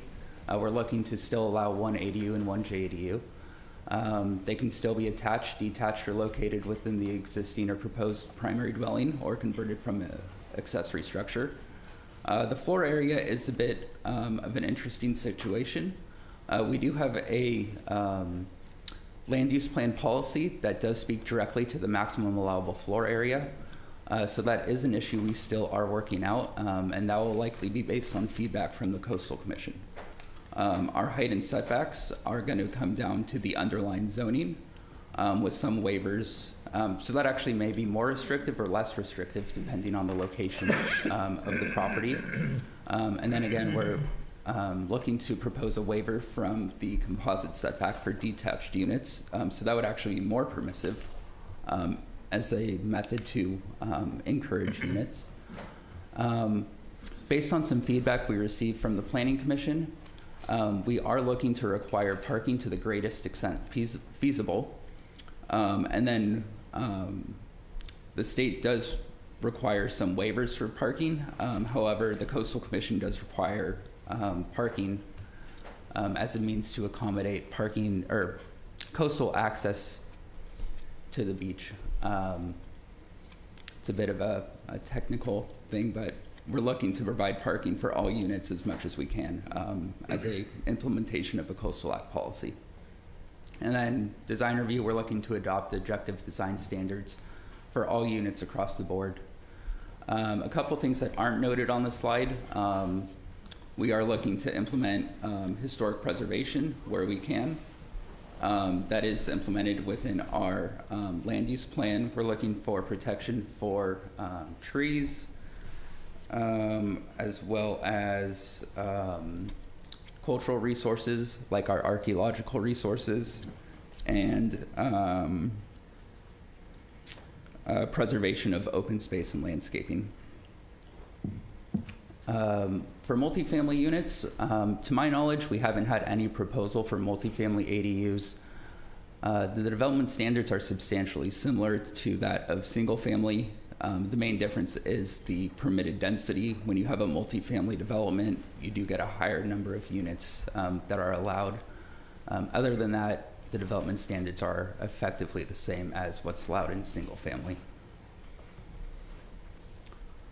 So we are currently working on revising the ordinance based on our primary and secondary source feedback. As Brandon mentioned, we had the workshop. We're responding to comments and feedback from HCD and preparing additional findings to support harmony between the state statute and the city's LCP and the Coastal Act. Once we have that all together, we plan on reconvening with HCD and the Coastal Commission to receive feedback and concurrence on the ordinance modifications. And then we'll meet with the Planning Commission to either do a second workshop or a more formal review for a formal recommendation to the City Council. City Council will require 2 readings. And then once you have your second reading of an ordinance, the Coastal Commission will need to certify the ordinance. HCD will also need to provide sign-off on the ordinance as well, following adoption. I have a question, Mayor. Go ahead. Evan, you talked about considerations regarding protection of trees and open space and historic resources. Mm-hmm. When we talk about historic preservation, we talk about the proximity of buildings and impacting the spatial relationships between historic resources and non-historic resources or additions and what have you. Are those the kinds of things that we would ideally build into the ordinance? That's the idea. It actually might be a little bit more discretionary than that. So the Coastal Act is actually very interesting. It doesn't explicitly address historic preservation. What it does do is address community character. And part of our LCP says that our community character is directly tied to the other way around. Historic preservation is tied to our community character, mm-hmm. which is associated with Coastal Act section, and I'm sorry, Brandon, this is the technical term, Coastal Act section 30253. So in implementing our historic preservation ordinance, we are in turn preserving our community character. Great. Thank you. Thank you. Got a question for either you or Brandon.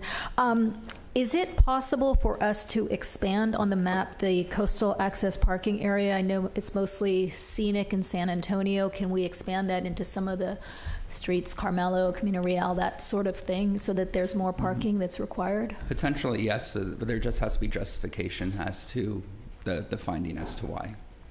Okay, and also, has there been any feedback so far? I know that the city did reach out to members from HCD and Coastal Commission. Like, is there any direction that we received or anything you can recap that they've told us so far? Yeah, HCD did provide a informal response to our draft ordinance. They basically ignored the fact that we were in the coastal zone and told us to come back with findings supporting our attempt to harmonize with the Coastal Act. So that's what we've been working on, our response to them. So for example, when we said historic preservation will apply to us, they said, no, it won't. So we've been citing the Coastal Act saying, here's all the reasons why historic preservation needs to apply to us. I see. Okay, thank you. Mm-hmm.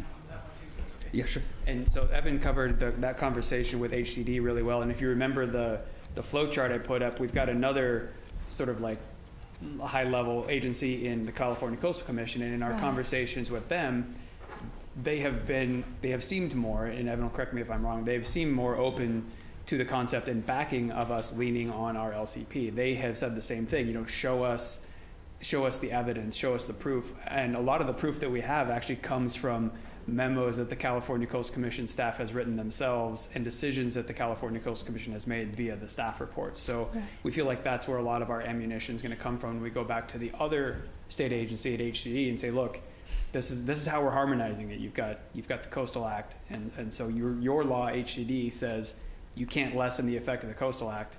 This is how we're getting there. So it's kind of it gets technical when you try to start to explain it, because it's like, if this, then that, then also that. But that's how we're getting there. Right, and once again, you've got two different state agencies that aren't coordinating, rather they're giving contradictory which is so information. We love it, it's great. So thank you, you guys, for what you're doing. I have a question. Do you have any sort of timeline on when we could expect to have the draft ADU go to the Planning Commission at this point? I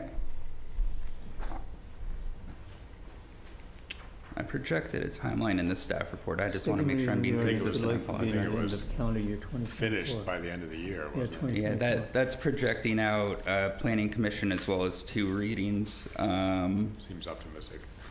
It does. It was an optimistic timeline. That's not going to happen.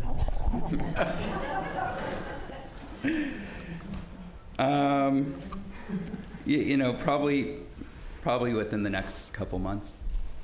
Okay, and can you tell us how many applications for ADUs we've had already this year or in the pipeline? Not off the top of my head. Maybe if there's a bunch of public comment, I can try to pull up a number quickly, but I couldn't promise it by the end of this item. Okay, because my concern is we have applications coming in and we have our old way of doing it and then a potential new way of doing it. Meanwhile, they're coming in and being approved the way they are. So I think time is of the essence here. Sure.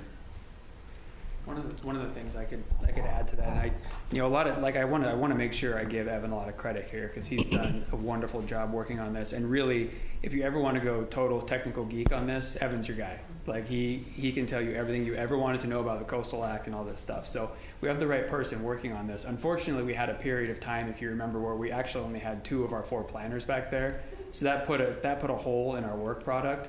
But I think Evan's right. I think it's very reasonable to get to the Planning Commission with a redraft, in the next 2 to 3 months. I think that's fair. So before the end of this year, we'll have a draft that's out, redraft that's out for the community to look at. Again, I have a follow-up question.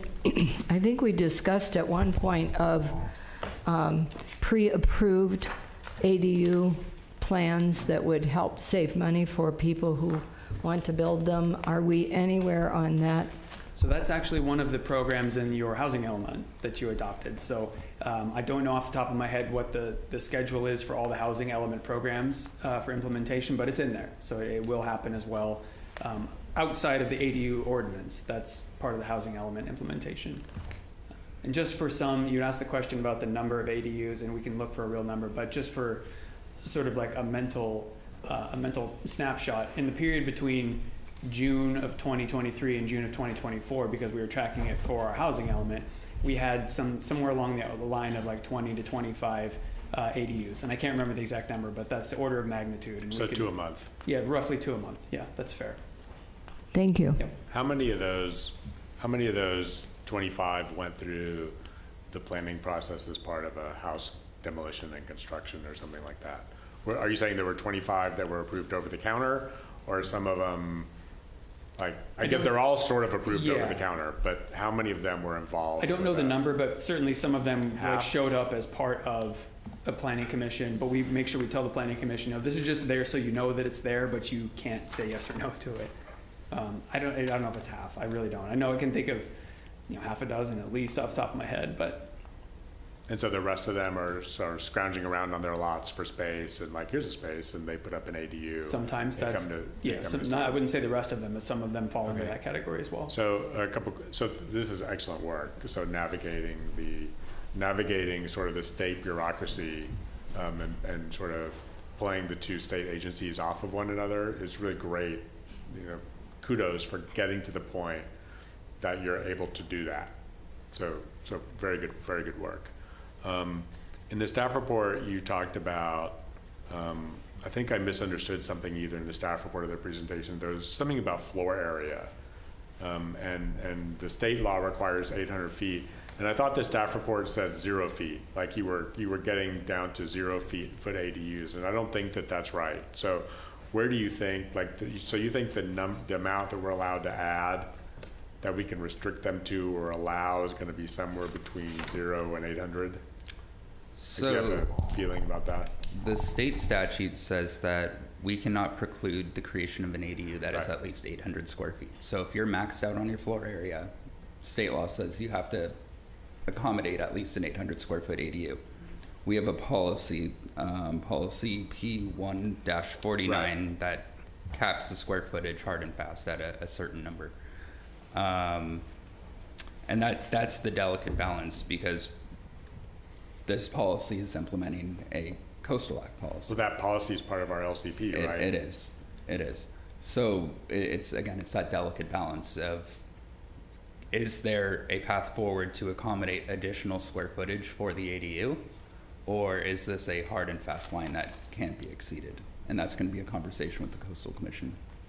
So that's going to be a conversation with the commission staff, Yeah. right, to try and figure out whether the number, so going back to my original question, whether the number is 0, assuming they build a 16 or 1800 square foot house, whether the number is 0 or 800 or something in between. Yeah. So, this affects our housing element too, right? Because we're relying to some extent on the production of ADUs to satisfy HCD over there. And so if we allow 0, that's really not going to produce and I'm not saying we would allow 0, but if we allow 0, then obviously there aren't going to be any ADUs for someone that has a 1,600 or 800 square foot house. And when we start rolling these numbers to HCD, every June, the numbers are going to go from what we projected to 0. Yeah, there's a couple of ways of looking. I hope the number is not 0, Right, and me too. the Coastal Commission helps us find a way to get there. It does speak to above ground floor area, so basements still could be a way to accommodate it. It still would be a ministerial process, so not having to go through a discretionary process with the Planning Commission in 2 hearings, that might be a benefit in itself. There's other potential incentives to streamline that process. And then sort of in the same line, not as sort of sacrosanct as floor area, but with the Planning Commission talks a lot about bulk and mass of views. And so views seem difficult to implement, like view restrictions seem difficult to implement with objective standards. Are you going to make an effort to try to do that, or like, I don't know. What do you think? Where do you think that's going to go? Yeah. So I think where we're at with that is a lot of these ADUs would require a coastal development permit still. And with that, views are protected, so not necessarily privacy, but views. So we could still potentially have some level of, I'm hesitant to call it discretion, but we still might be able to require story polls to see if there is a view impact, and what that threshold is for saying yes, there is a view impact. That might be some So then you're measurable back. metric. Then you're treading back into the land of discretion. Through the right? through the That CDP. Someone's discretion, Yeah. like through the CDP. Through the CDP process. So you would have to get HCD to HCD to say that that's okay. And maybe it's okay that's to only do that. for second story ADUs or something like that. You know, we have some threshold. Because anytime you have an ADU, it requires a CDP. It is considered development within the coastal zone. Recall, Mr. Barron, that when we were negotiating, for lack of a better word, with HCD, they wanted to strip us of our right to require the installation of story poles. And that was a fight we won, but we're going to have it again. And do you think that, so with mass and bulk, like it's going to be the same sort of thing, because we all have those concerns too when we walk around town. Like, and you know, the sort of poster child mass and bulk ADU is the one across the street from the Carl Cherry Center. So are we, you know, we're going to address sort of that in terms of this ordinance. So if we're going to address views, which it sounds like we are, then we will presumably be able to address mass and bulk, which is easier. Yeah, so I cited that section earlier, 30253, that's all of our policies regarding mass, bulk, height. So that would play out that's the same all way. within that coastal act policy. Okay, thank you. Does that complete your report? Yes, unless you have any more questions. I think we'll open it up to the public. And is there anybody in the public wishing to comment tonight?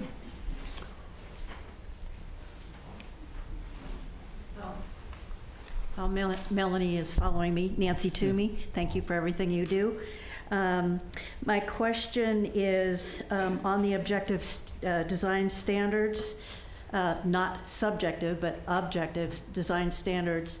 That's obviously going to be very critical to the community. They don't want oddball-looking ADUs surfacing throughout town. And I guess it's more of a request than it is anything else. It's how can we best provide early on input, because the earlier the better, to adopt and consider these things. How can we best provide input, I guess maybe to Evan and Brandon, on those things that we consider kind of black and white, absolutes. It must not be purple, using a bad example, maybe. Of the types of things that should go into that, so that we really are objective in the black and white model. So just looking for guidance on, the sooner the better, or hold back for X period of time, or here's some of the straw mans that we're considering, so don't bother to submit these so that we can, but if there's anything missing, let's at least start the discussion before we get to an actual draft of an ordinance, is I guess the overall concept that I'd like to encourage. And then I personally, on behalf of one of my other hats, working as a part of the AHA efforts, I wanted to just kind of reinforce that the JADUs don't affect the building itself at all, the primary residence.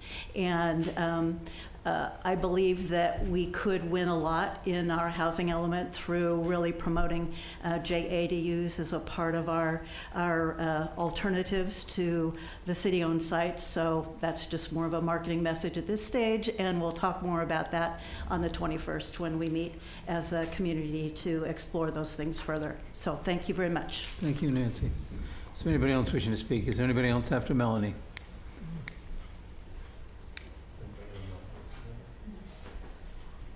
I want to thank staff for all of the hard work that they're doing on this. I was told when we first started Design Traditions that one of the first things that I asked Brandon was, what about the ADU ordinance? Well, that's over a couple of years and counting. And we still don't have it, and I think we're suffering as a result of it. And I think the council did not make this a priority, which I would ask you tonight to please bump this up and get going as fast as you possibly can to get this resolved and get something to us. I mean, our neighborhoods are suffering. We had in our neighborhood one of the examples of an ADU that actually, was in the pine cone. So egregious. I mean, ridiculous. And then, of course, there's that ADU across from the Cherry Foundation. What I'd like to ask you for is, I think what Nancy was saying is, can we have some greater public input along the line with this thing? Because I tell you, if you get to the Planning Commission, or even after the Planning Commission, when it comes to you, if people see this thing without greater understanding of the work that these staff people have done for us, which is outstanding. I mean, I cannot imagine what it'd be like. I couldn't possibly do it. Trying to work with HDC, but thank God we've got the Coastal Commission, and they're very responsive to us. Thank heavens we had that, because, you know, we would lose this whole community over time. All of our community character, everything would be lost. And I feel so strongly about it. So I'd like to ask you to really please try to find more time to give to staff on these planning efforts of theirs. And for gosh sake, give them some staff to get it done with. I mean, they're being piled on, and they don't have the expertise to deal with all of this stuff, or the time in terms of the numbers of people. And I want to say too, is we have to fight as hard as we possibly can in all areas, fight the state on this one size fits all. We cannot just go along and be nice about it. We have to really start confronting them about this, or else we'll lose, again, the community character and the uniqueness of Carmel. And then, of course, I'm particularly interested in the preservation of the look of this community, and particularly the forest, and of course all of the open space that we're about to see vanish in this town, except for our parks. So I want to say the staff that you have has done a great job, but give them some more help, and can we please get this thing going? Thank you, Melanie. I'm going to close the public comment period, bring it back to council. This is a receipt of report. Sorry, we do have one hand raised now on Zoom. Margaret Byrne. Maybe perhaps Dale. It's Dale Byrne. Thank you, Mayor Potter. First, I'd like to thank Brandon and Evan for making this front and center. They did a great job on this. And I also like to thank the council for approving the resolution at the last meeting for the housing element group that's been meeting. And it's been really interesting with Marnie and Brandon in those meetings. It's been highly productive and really interesting. But one thing that's coming out is that ADUs are going to be really important to that process. So I agree with everything that Nancy and Melanie just said. They did a great job on their comments. But time is of the essence, because we have to figure this out. I don't know how many applications are currently in, but every time we don't take care of this, another ADU is going to be built that doesn't meet even the objective standards. One other thing we've learned in the last couple of weeks is that I always viewed objective standards as a negative thing, but it turns out if we do a good job of describing them, they actually are pretty powerful, because it saves a lot of time, and we can enforce things that we really want quickly and easily over the counter. So as opposed to viewing them as a bad thing, we should start viewing them as a positive thing, and just do a good job of describing those. And some of the comments were just right on for that. Thank you very much. Thank you, Dale. Is there anybody else in the Zoom world? There's no other hands. Okay, I'm going to close the public comment period, bring it back to council. This is a receipt of report only. We don't need a specific direction. I just comment that, you know, if you look at the workload that the planning department and building department has on a regular basis, we had 44 planning applications last month, 196 year to date. And under building permits, we had 48 building permits in the month of June. We had 311 year to date. It's pretty heavy workload, just a normal work. So to Melanie's point, I do think we need to figure out how we're going to get these permits submitted. They get processed in a speedy manner. We can't just continue to go ahead and take on this workload. Get the daily job done. Well, Mayor, with that said, can I ask staff a question? And that is, can you handle more workload, or do we need to hire some outside help to help you with this? That's a very fair question. I appreciate all the support from everybody. Director. What's that? A director. We're working on a director. That will be helpful. I am currently doing the acting director job as well. But like I said during my presentation, we got to a point recently where we have a full planning staff again, and I'm pleased to say that, with the budget season, when the budget, you guys approved a new position for principal planner to just be focused on the housing element. Marnie Waffle was successful in that, so she is now the city's principal planner in charge of the housing element adoption, so that's her sole task. And so that large planning effort is on one person on a specific specific position. We're going to fill that position really quickly. We've got contract support, so the work doesn't stop. This is a long-winded answer. We maybe could look at pulling in some contract support for getting some of these initiatives done, but I do think that with a full planning staff, we've got the capacity we need to get this done. I don't think we need to add any more staff right now. So, okay. That's my question is is our staff asking the council for more help as far as more consultation help? We will. Whatever you're asking for, we need to know if you don't have the tools. I promise all of you that we will. I feel confident because we have been rebuilding over the last 6 months that we're at a point now where our capacity is back up where it needs to be. And we're going to see things like this turn back on, back at the Planning Commission with a draft the next couple months, starting to be able to do some of those community outreach that I do believe is very important on AD ordinance. So as much as it is hard to say no thank you to more staff, I think we're okay right now. Let us do with what we have. I think we have sufficient capacity.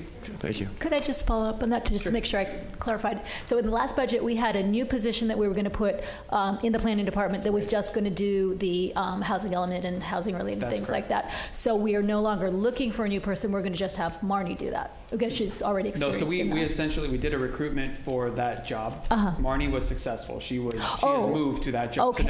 So she was the principal planner that did like normal planning work. That position is now open, but I have a contract planner that's helped us in the past to just step into that while we fill it permanently, so we don't lose any capacity. Okay. Got it. Yeah, you guys effectively added one brand new position. So right. That's why I'm saying we don't really need it. But we lost you. I'm still here. I'm only half in that department, but we are still working on our recruitment for the planning and building director, but I'm not going anywhere, so. Thanks for explaining. And Councilmember Dramoff and I have discussed the fact that, under the umbrella of the importance of housing that the council had and then just reinstituted, comes the ADU ordinance, comes the objective design guidelines and standards, as well as the design traditions project. So again, we're looking at that within the same realm. That's number one. And number two, we will get answers to Mrs. Billig's and Mrs. Toomey's questions, and we'll get them the answers, and we'll share those answers with you, council, as well. So thanks, Mayor. All right. I can talk about the next one, I think, real fast, unless, Brandon, you want to? Pickleball. You do? Oh, fire. Please, chatty cat. You already talk enough up there, Chip. You can take it easy. We're talking about pickleball? All right. So we are here to discuss pickleball. And I wrote myself some notes. Okay, so as you know, in September 2021, the Forest and Beach Committee received a survey to discuss pickleball, and I don't have a PowerPoint, I'm just talking on this, to discuss the use of pickleball and the opportunity to paint more stripes up on the courts up at Forest Hill Park. Following that survey, the outcome was yes, additional striping was placed on those tennis courts. As part of that action, though, they did not stand up any sort of policies about the daily use or how to do that. It was just that, yes, we're going to allow more pickleball up there. The Forest and Beach Commission, as you know, is the appropriate authority when it comes to making decisions with respect to how the parks and the beach are utilized. So what we are here today to ask you for is whether or not to go back to the Forest and Beach Commission and have a discussion with them at staff level about creating a policy that would harmonize the court uses, pickleball, tennis, with the surrounding residential uses. What we're not here today seeking from council is any discussion on the merits of pickleball or tennis or anything like that. We're not really seeking that direction today or even really making any policy decisions. We're just asking for your direction of whether or not we should proceed in the coming months to go have a conversation at the Forest and Beach Commission where all those conversations about the merits of pickleball will be had and should be had.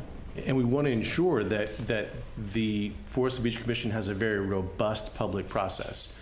So they do great noticing, and they get pickleball proponents and people that are not as affectionate with pickleball, and they have that discussion rather than having for the council have to hear it. And so the genesis of today's item in front of you is, even prior to that decision by the Forest and Beach Commission in 2021, there was some concerns about noise caused by pickleball. Following that, because the number of pickleball courts that were now allowed at Forest Hill Park increased, we saw the concern go up. So this is in response to the public. This is what we're supposed to do. We're bringing an item to you, asking if we should continue down the road of developing a policy with the appropriate authority, which is the Forest and Beach Commission. We can look at with them things like certain days, certain times, but that's really for them to talk about at the Forest and Beach Commission. So with that, I'll end my presentation. We're really just seeking direction if we should go talk to the Forest and Beach Commission. All right, that clarity, I don't think there's any questions. Is there anybody in the public wishing to speak to this item? Mr. Mayor, council members, I'm Susie Crary. I grew up in Carmel, went to Sunset School with I didn't realize my kindergarten, first grade had all those leaded windows, but I survived.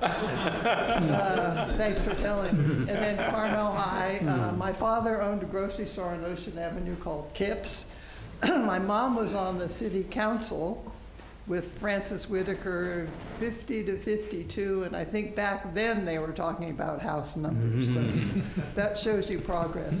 I'm basically a tennis player. One of my best friends, who actually won the Australian Open, is now a pickleball player. She said, Susie, you've got to come and try this. So out I went, and we ended up at Forest Hill Park, where we played. They had 2 courts using the tennis nets as the nets. And there were about 50 people there. So that was crazy. So I managed to get a hold of your former forester, Sarah Davies. I said, can we do something about this? And so she said, well, I'll run the survey, which you have talked about. She ran the survey. It was very, very good. Then I got a hold of the Forest and Beach Commission, actually met them on the courts, said, this is what we want to do. Do we have your permission? I went to their meeting that night via Zoom, and it was 4-0, and one of the commissioners said, it's a no-brainer. So I offered to power wash the courts, not me personally, but my company, for free. We power washed the courts because you wanted the paint to stay. Public Works provided 2 nice guys. I had my crew there. We taped, and we painted the courts. And they dried in one day, and we also, our group bought the nets, which are there. We leave them there as for anybody to use.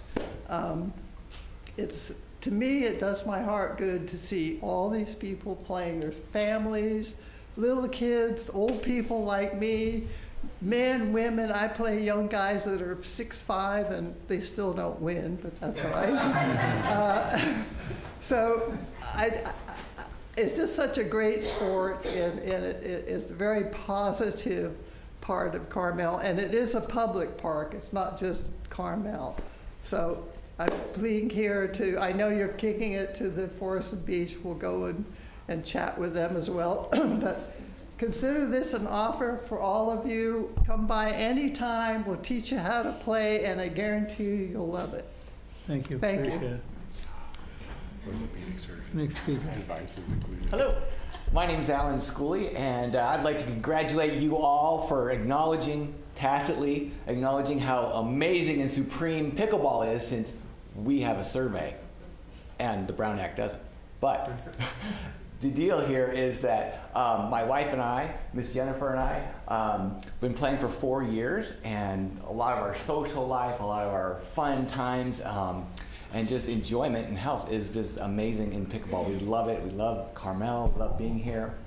We live, until a week ago, we lived right across the street from the park, and just really enjoyed it. But probably the biggest fact, I think, for you all is the idea that we've been doing it for 4 years, and probably in the last year, we were counting up and going, how many people have we met from other places?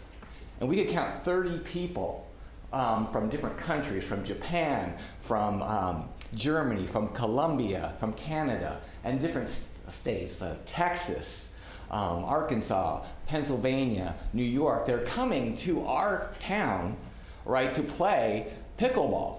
Like, we meet them on the court. I bet these car thing that's happening this week, right, the car enthusiast, car week, it'd be interesting to know how many people are choosing to stay in Carmel based upon pickleball. And pickleball is like a real thing. It's crazy, right? I Googled Airbnb and pickleball. And voila, it says Carmel, large guest house, perfect. Also a short walk from 4 pickleball courts. Okay, so it's a thing. It's people choose their vacations. There are pickleball courts on cruise ships, right? We were down the Danube just in May with pickleball on a cruise ship. It's a big thing, and people make decisions based upon pickleball. And so the idea, obviously, you probably figure out the implications of that, right? We're like, okay, well, there's Airbnb, there's hotels, there's restaurants, there's just all sorts of traffic down Ocean Street, right, with people who are buying and selling things, and it's great for the whole economy of Carmel. And it's an international thing. It's very exciting to be involved in that, and we love it, and we totally know that you have, this isn't your decision or anything, but I just want you to know that the magnitude of it is growing and growing.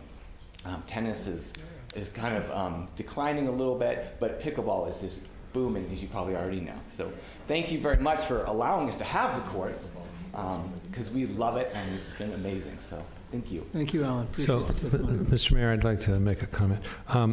As you heard from Mr. Swanson, the item that's on the agenda is whether or not to refer this matter to the Forest and Beach Commission to create a policy with regard to pickleball. And he also mentioned it was not, intended to be for the discussion of the merits of pickleball versus tennis or specific policies. However, I'm not going to recommend that if there's other folks that want to discuss the merits, that we don't let them do that. But I just did want to kind of refocus what the scope of this item is. Nice effort. All right, thank you. Thank you. My name is Nancy Hubby, and I understand this is a long meeting. After sitting here for 4 hours with you guys, I think you all should get a raise. This is ridiculous. This is incredible. But I just want to tell you that we're trying to be good pickleball stewards. I called Chip last month, and he connected me with the Public Works Department, so we're working with them to help with fire abatement, clean the courts, pay for the nets. We really want to be good stewards with the Beach and Forest Commission, with everybody else. And if there are complaints from neighbors, we want to work with them. We are going to be good stewards. If there's certain times it's too loud, is it the laughter, is it the ball, then we'll try not to laugh out loud.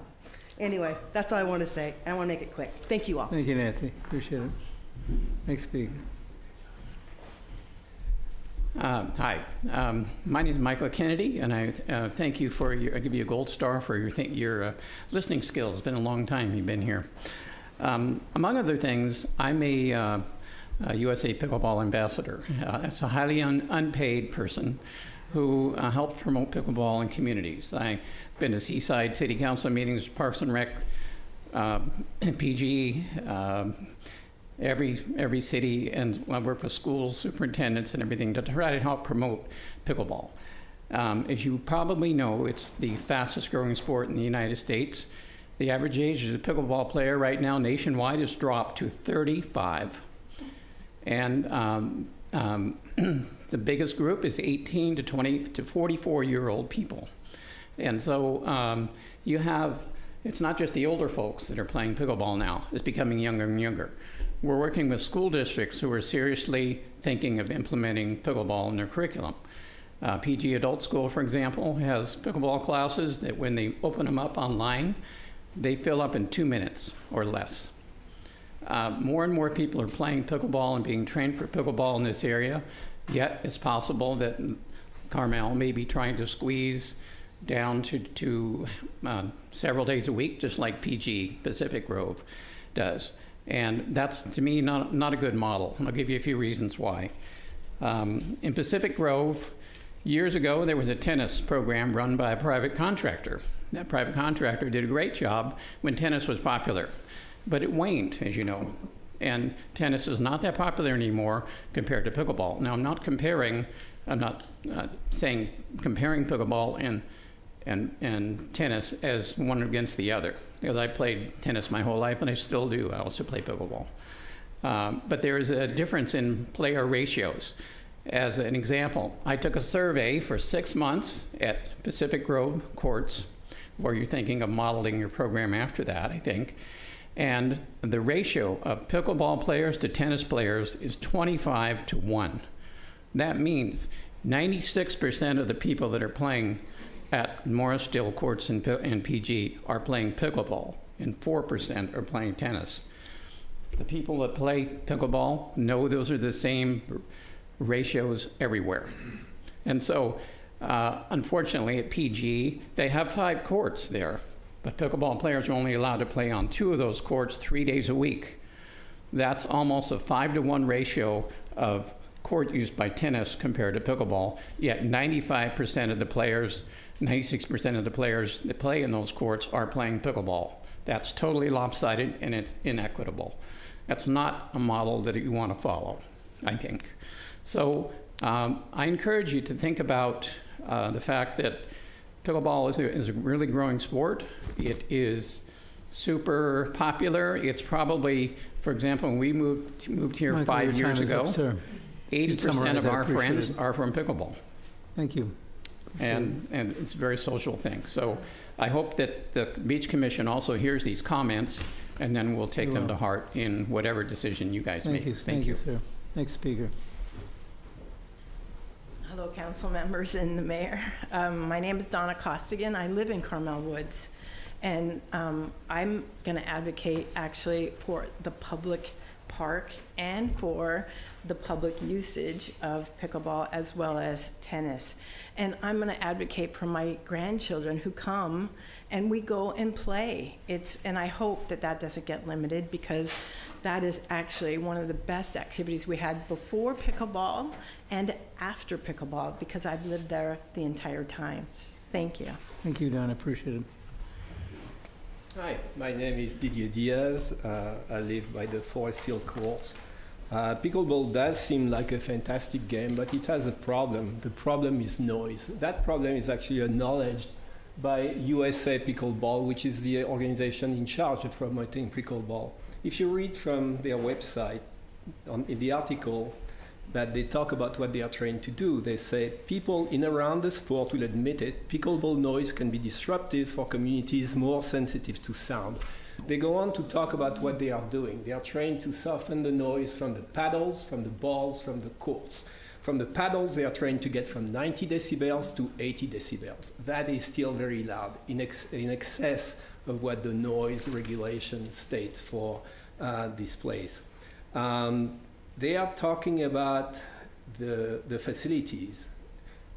They talk about how new quieting technology can be applied to the facilities themselves. They say there has been considerable work in this area, including new materials being used for sound damping. So, for example, sound attenuating fabric, there's been the application of acoustic foam, the same material used in recording studios. So this is a very big issue that they are aware of. So yes, pickleball is very popular. So was skateboarding. That didn't mean that we put skateboard parks right in the middle of residential areas. With your permission, I'd like to play a little sound file that I took on Sunday morning.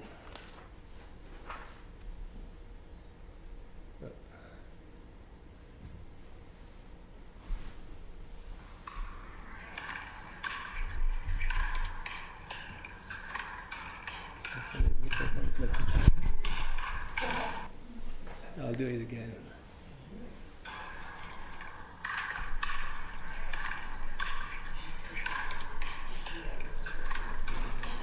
It's a little too low, but I invite you to go on Sunday morning. So in a 10-second space, there were about 15 hits.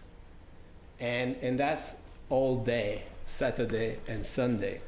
So this isn't a place which in its noise element of the general plan set as an objective to preserve Carmel's overall quiet environment. It talks about take a stroll, don't worry, you won't be woken up by leaf blowers or gas-powered tools because they have been banned from the city. The noise regulation actually has something called Class D noise, which includes unnecessary, unnatural, or unusual noises or sound created by means of human voice or animal outcry, or by any means or methods which are so annoying or which are so harsh or prolonged as to be injurious to the health, peace, comfort of any reasonable person of normal sensitiveness, working, residing, or otherwise occupied in the area. And I think that's what pickleball does to us. Thank you, Mr. Diaz. Appreciate it. Next speaker. I'm Kimberly Edwards. We are actually neighbors. I live on the corner, the southwest corner of Unipro and Vista. I've been in my home since 2012. I picked the location because it was quiet and peaceful and tranquil. And I did occasionally back then play tennis. And it was relatively, the courts weren't used too often. But in the last couple of years, I feel like my neighborhood has been invaded by pickleballers. And I can see the courts and hear the courts, and the majority of my yard is on the corner facing the courts. And between the people that are parking in my house, in front of my house constantly, and the noise that it generates when I'm in my bedroom, because usually my window's open, especially on the weekends, it's a constant thing. And I know we've got a lot of people that are in favor of it, and I think it's great. I belong to CVAC. A lot of people are there playing pickleball, but the courts weren't designed for pickleball. You've got 16 people there potentially at a given time versus half of that with tennis players. There isn't the parking. There's the noise of the people yelling and they're excited, which is fun. I don't want to be like a killjoy, but for me, I want to preserve the quiet and peaceful neighborhood that I love, and that's why I'm here. And it's getting lost, especially on the weekends. So I try to enjoy the quiet neighborhood, my quiet corner yard. My garden's beautiful. I have a fountain. And there's people constantly parking in front of my house and slamming their doors and making noise. And it's just, the congestion is changed dramatically. So as a resident who lives here and pays taxes to live here, it's not, I don't care for it. And then there's people circling for parking spots because it's a first come, first served thing. I don't see the protocol being observed or the people being, respectful to the neighborhood that lives right around it. So that's my 2 cents. Thank you. But I'd like to reach some kind of compromise, that's realistic for everybody, so thank you. Thank you. Appreciate it. Nancy Toomey again. I don't live anywhere in the neighborhood, so I'm a little fish out of water, so I apologize for that. But my suggestion is that as this rolls to the Planning Commission, Forest and Beach, as the next place for a deep dive discussion, that work is indeed recommended to maintain or manage the sound, to try to create some sound walls, whatever, as this goes through, so that this can be an open part of the enjoyment of our community. So I'd like to see the pickleball continue, but sound be addressed in some proactive ways as a part of this consideration and planning. Thank you. Thank you, Nancy. Hello, I'm John Jarmello. I've been a resident since '99, and I'm pretty close to those pickleball courts as well, and I appreciate you guys referring this to the Beach Commission. This has been an issue for quite some time. It's gotten really out of hand. It goes from sunup to sundown. Just like 4 days ago, it was 8:30 at night. It's barely any light, and they're still playing pickleball out there, and it's quite loud. So I feel that I think pickleball is a fantastic sport.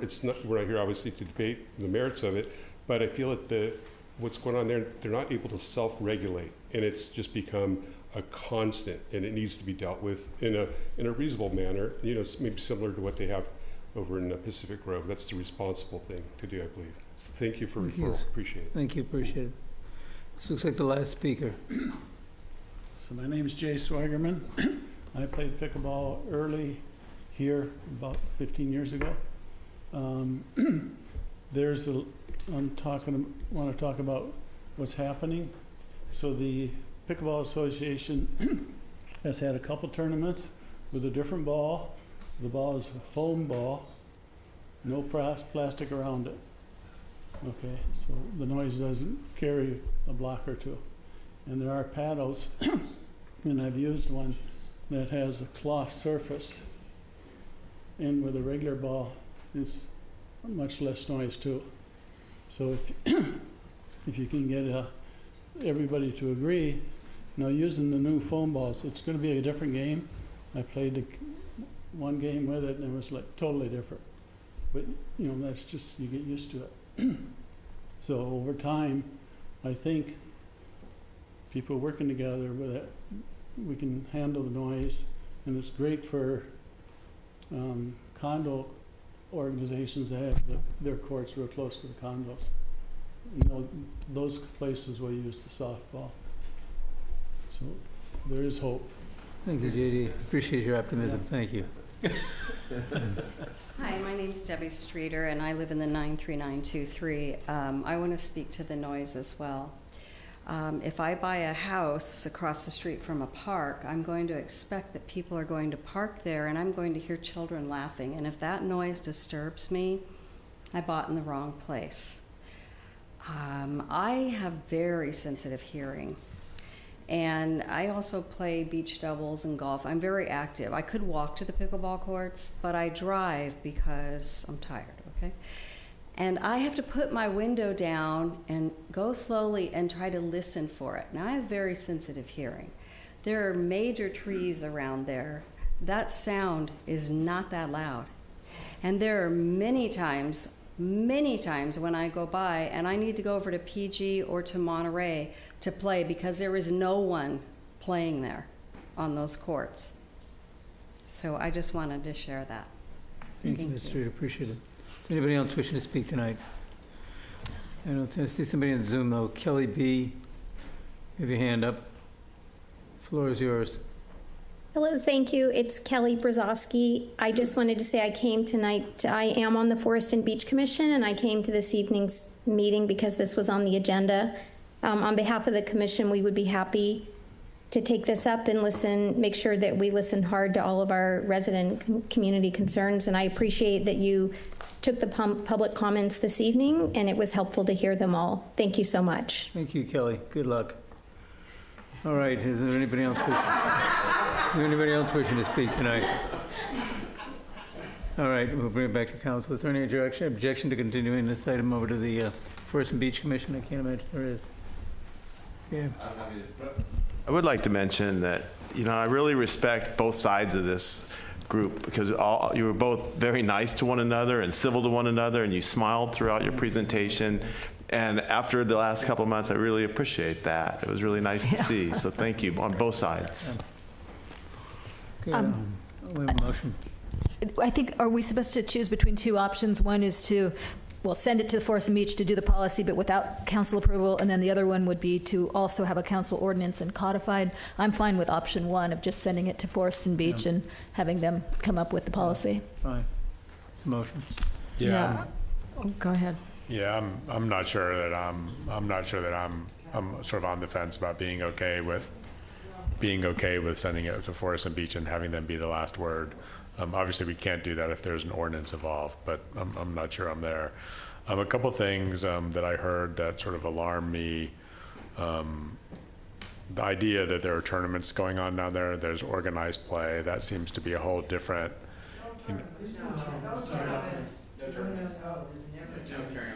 Well, I heard someone, I heard literally, like I heard Jay Sawyerman, foam ball.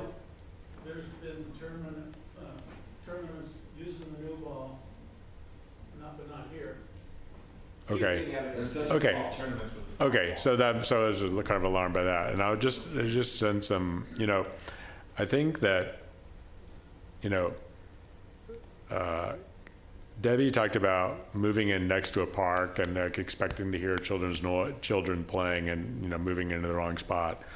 And I think that, you know, Mr. Diaz's point about the noise element of the general plan, you know, people move next to a tennis court and they expect to hear tennis noise. And people bought the houses 10 years ago, and now it's not tennis noise, it's pickleball noise.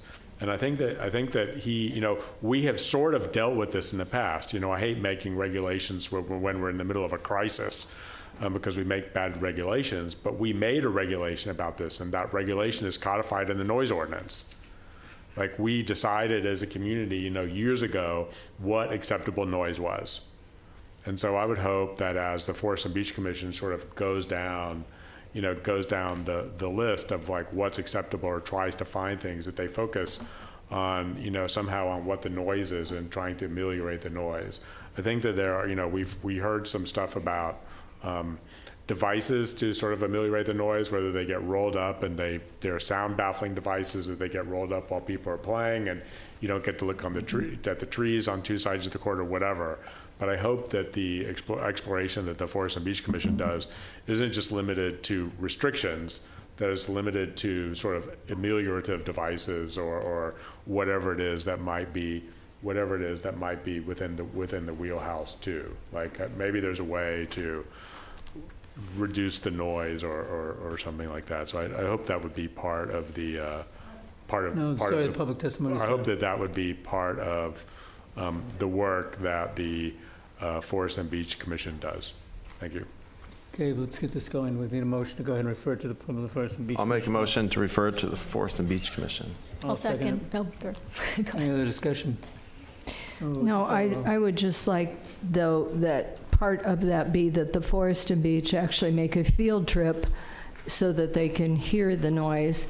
I did make a field trip of my own after this was brought up at the last meeting, and I have to say if that goes on from 8 in the morning till 8 at night, that is something that can be a concern, and that I would hope that we can help the residents that live around there have some sort of relief at least part of the time. Okay, we have a motion with a second. Now let's go roll call. Councilmember Barron? Yes. Councilmember Jermoff? Yes. Councilmember Ferlito? Yes. Mayor Pro Tem Richards? Yes. Mayor Potter? Aye. Motion carries. All right, the next two items are recommended for continuance. Then we need a motion to continue APP 24117 Rodriguez.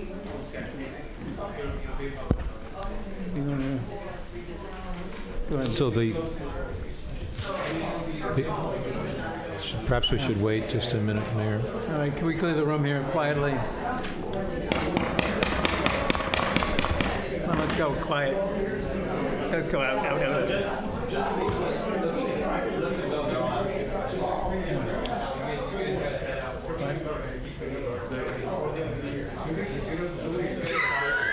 The stock answer before the end of the year. Let's go. Let's clear the room here. Come on, let's go. Goodbye. Toodaloo. Thanks for your testimony. It's been great. Let's continue our discussions outside. Come on, let's go, guys. Where's the chief? Come on, let's go. Hey. Brandon, move these guys out. Thank you. Thank you. We still have work to do, guys. Okay, we still have work to do. All right, we need a motion to appeal of the continuance for the APP 24117 Rodriguez. You make a motion? It's recommended for continuance. I'll make the motion. Okay. Motion to continue at no time certain. Second. I'll second the motion too. Wait, who made the motion I'm to sorry, continue? did you have a question? I thought you did. I did. She's in the facilities. And the second was from Potter? Yeah. Okay. Hold on one second.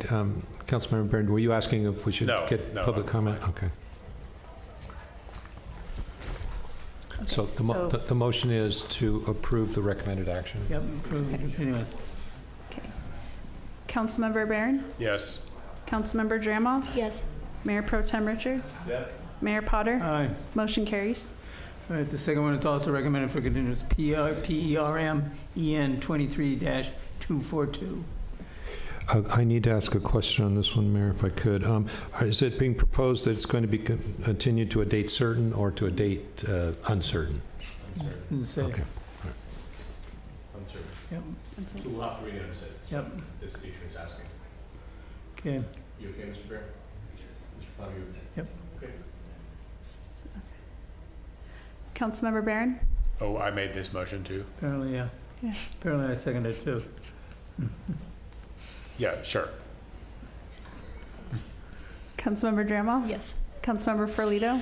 Yes. Mayor Pro Tem Richards? Yes. Mayor Potter? Aye. Motion carries. Right now, let's get down to our final item here, which is consideration of a permanent encroachment permit application, PERMEN 240031 for the legalization of and modification to existing encroachments of the public right-of-way adjacent to a single-family residence located in the northeast corner of Sterling Way and Perry Newberry Way. Evan. Thank you, Mayor, council members. All right, so the Planning Commission approved a Track 2 design study at their May 2024 hearing for the subject property. The approval included a condition to obtain a encroachment permit or remove the existing encroachments prior to building permit issuance. While the plans approved by the Planning Commission showed the encroachments proposed to be removed, condition of approval number 35 was included requiring the encroachments be removed or the encroachment permit be obtained. This slide just shows a close-up of the proposed encroachments shown as proposed for removal on the proposed plans, or the approved plans, excuse me. However, following the Planning Commission approval, the applicant elected to pursue the encroachment permit and an alternative design that would keep the majority of the existing encroachments. This slide is intended to more clearly illustrate which features are proposed to be removed, remain, and added. The existing site plan is on the left and the proposed site plan is on the right.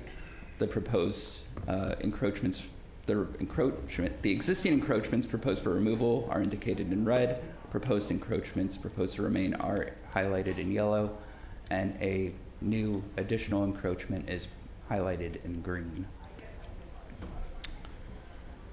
This slide is intended to show the photos of the represented areas described on the previous slide.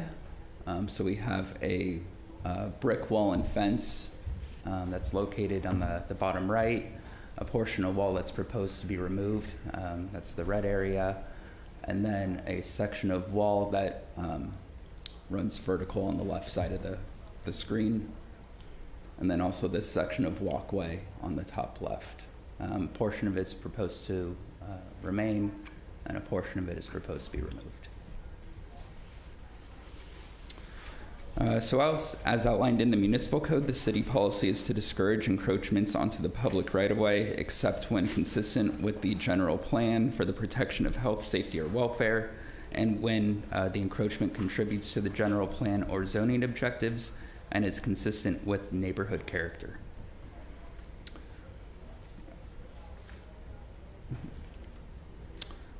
The municipal code outlines the process for evaluating encroachment permits. Encroachment permits that are consistent with the standards may be enacted upon by the city administrator, and then encroachment permits that conflict with these standards or are contrary to public interest shall be referred to the city council for decision. There are 7 standards for to be considered when evaluating an encroachment permit. This presentation will cover 4 of the 7 standards, and then the other 3 were evaluated in detail in the staff report. So the first is need. The applicant has not provided a justifiable need for maintaining the encroachment permit or maintaining the encroachment. Both the plans approved by the Planning Commission and the building permit submitted on July 22nd showed all encroachments proposed for removal. Again, this slide just shows all of the existing encroachments proposed for removal. The second relates to drainage and ensuring that the proposed encroachment does not adversely affect drainage. So while the stone wall along Perry Newberry does support the drainage pattern for the street, the Public Works Superintendent found that grading and a rolled asphalt berm would remedy the removal. This method of maintaining the drainage pattern is consistent with the residential design guidelines and the treatment for the public way. The next standard, public use and enjoyment. The encroachment would diminish the public use and enjoyment substantially by reducing the amount of public open space in the right-of-way. The subject encroachment creates a physical and visual barrier to the public greenbelt. Additionally, a portion of the encroachment physically encloses a portion of private yard space within the public right-of-way. And then lastly, compatibility. The city has adopted clear standards that guide the treatment of the right-of-way that are described and adopted in the general plan, municipal code, and design guidelines. All of these were outlined in detail within the staff report, but these are the applicable standards within the general plan, as well as our municipal code. We have sections within Title 12 as well as Title 17 that discourage paving as well as removal of existing encroachments. And then also our residential design guidelines that discuss the treatment of the right-of-way. And with that, staff recommends the City Council adopt a resolution denying the encroachment permit. As an alternative, you could take action to approve either wholly or in part the request. Council to specify the specific features. If you do take this alternative, please provide specific direction to staff, and we can prepare a resolution accordingly or return with a amended resolution for your consideration and adoption. That concludes my presentation. Happy to answer any questions. Any questions evidenced by council? I don't see any. Is a representative of the property owner here? Do you wish to speak?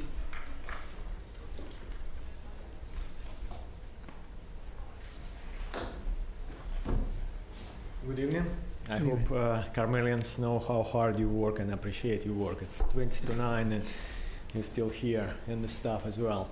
My name is Anatoly. I'm the project architect, and I'm here on behalf of my client, the owners, Tony and Bernice Das, who live in Texas. And I'll be quick. You saw the site, and it is very well established, long time there, stone wall, which all the neighbors like, and I believe you received quite a number of letters from the neighbors who like the environment, and they think it's a part of a character, and we thought less of distortion to the established ground and forestry is better, but whatever you decide is best for the city, we will gladly do what you decide. Thank you, sir. Appreciate it. Thank you. Very nice of you. Thank you. All right, I don't see anybody in the public wishing to testify tonight. There's no hands raised. So I guess my tendency is to say that most of the time I would disagree with the staff report, but this time I'm going to say, most of the time I'd agree with the staff report. This time I'm going to disagree. I don't think there's any real damage done by, any improvement done by going ahead and taking back the public right-of-way. I think this vegetation that's there is significant. I'd hate to see that go away. I think that the project as it's designed is sensitive. I don't see the point in going ahead and taking back the part of the property that's been taken over now. I would agree. A couple things. When we do replace those things with berms, I don't think they look very nice, and often they don't work. Like the Mission Trail entrance, they have to put sandbags at that because the berms don't work.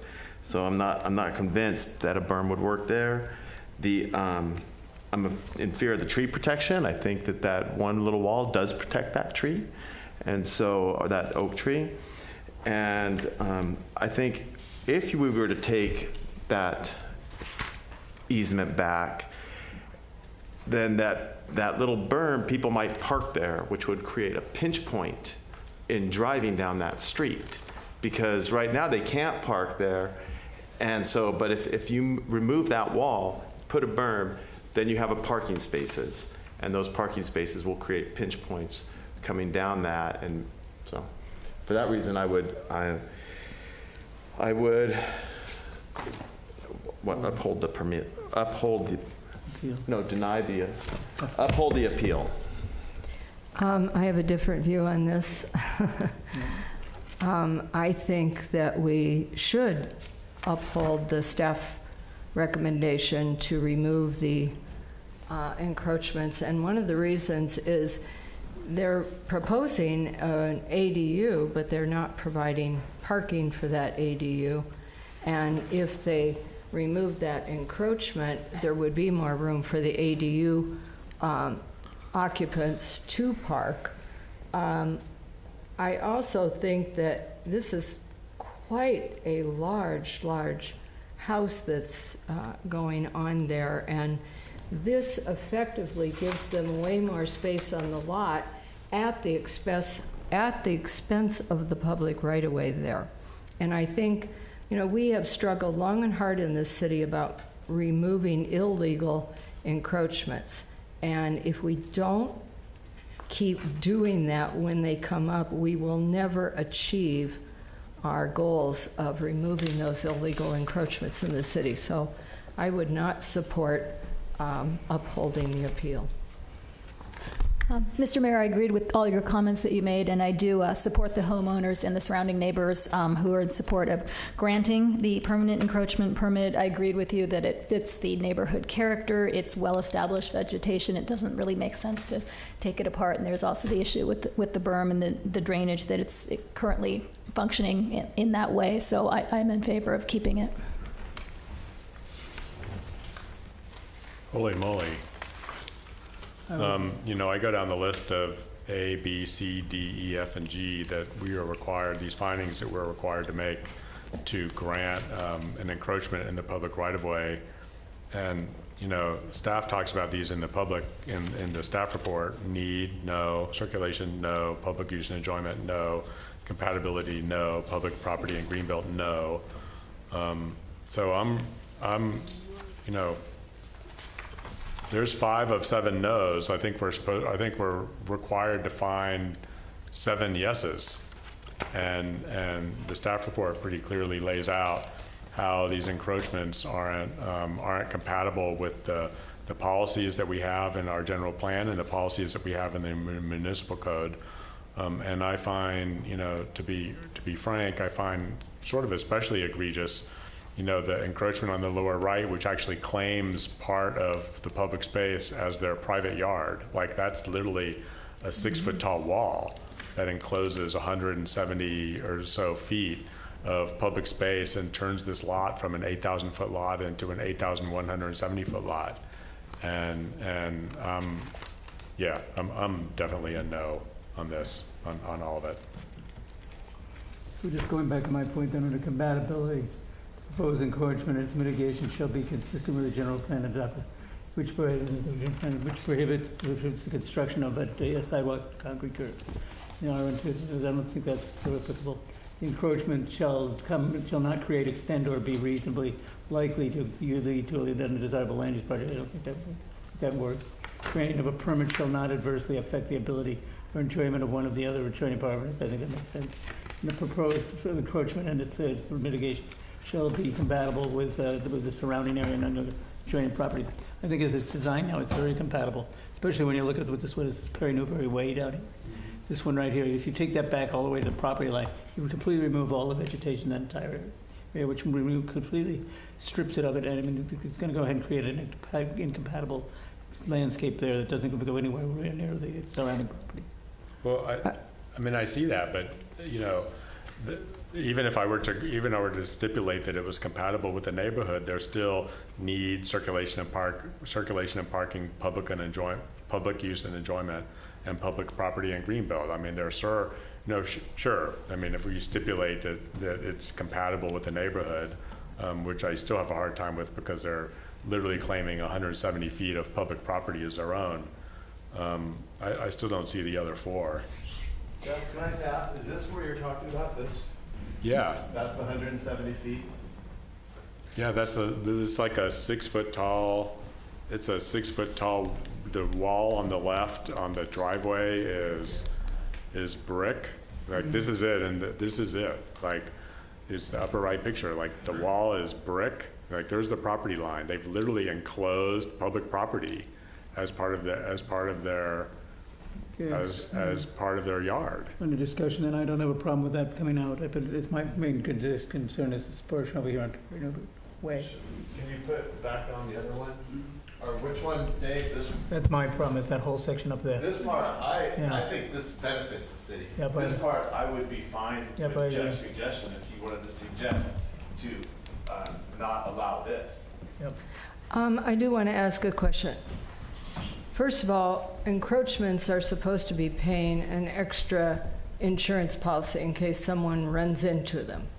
Do you know if this property owner pays that encroachment insurance fee? Not currently. Approval of the encroachment permit would require. Okay. Secondly, is this 1,070 feet what's in that red part? That's the square footage of the red area. So essentially, this homeowner is asking us to give them almost, over 1,200 square feet of public right-of-way for their own use. Just because the wall would come out does not mean the landscape comes out, because landscape can extend into the public right-of-way. You could also look at it as they're committing to taking care of that for us. But we're already committed. Like, part of our responsibility living in the R1 district is taking care of the public right-of-way. Like, that's my responsibility, to take care of the right-of-way near the street. But I think they would... Like, they're already on the hook for that. Like, to be frank, I mean, that's what we... take it down and put a berm there, they're not. Why would they be? Well, if we take it down and put concrete, if we take it down and put an asphalt berm where the wall is, like, they're still responsible for the public right-of-way from the berm to their property line. Like, that's what I'm talking about. They're responsible from the berm to the property line. Is that right? Yeah, I think I can clarify with the berm. Removal of the wall and installation of the berm would just redirect the drainage. Mr. Culver, the public works superintendent, wasn't suggesting that it gets graded all the way back to the property line. So the landscape green belt would remain. It's just the wall would come out, and if you look in the bottom left strip, that little berm would effectively replace the wall at grade, just that a couple-inch. It might be easier on that. Like, can I talk to you for a second, Bobby? Yeah, sure. Like, like, we have public right-of-ways all around the city that don't allow for parking. Like, there are people that have trees in their public right-of-ways and bushes in their right-of-ways and all that. Like, that's not what I'm thinking about. What I'm thinking about is on the left side, not with the big wall. What I'm thinking about when I look here is that wall is an artificial thing in the public right-of-way. Like, we have, design guidelines and traditions that talk about built things in public space. And so it doesn't, like, the sort of dilapidated condition of the public right-of-way, and I don't mean any disrespect by saying that, the condition of the public right-of-way is not what bothers me. Like, it's not, like, that's obviously not property that they have claimed as part of their yard. And it's not, unlike the big wall, like, this is not property that they have claimed part of the yard. Where I come at when I look at that picture is that is an artificial thing, like this small artificial thing that's in the street. And we have design guidelines and general plan guidelines. You'd rather have this artificial thing. Well, what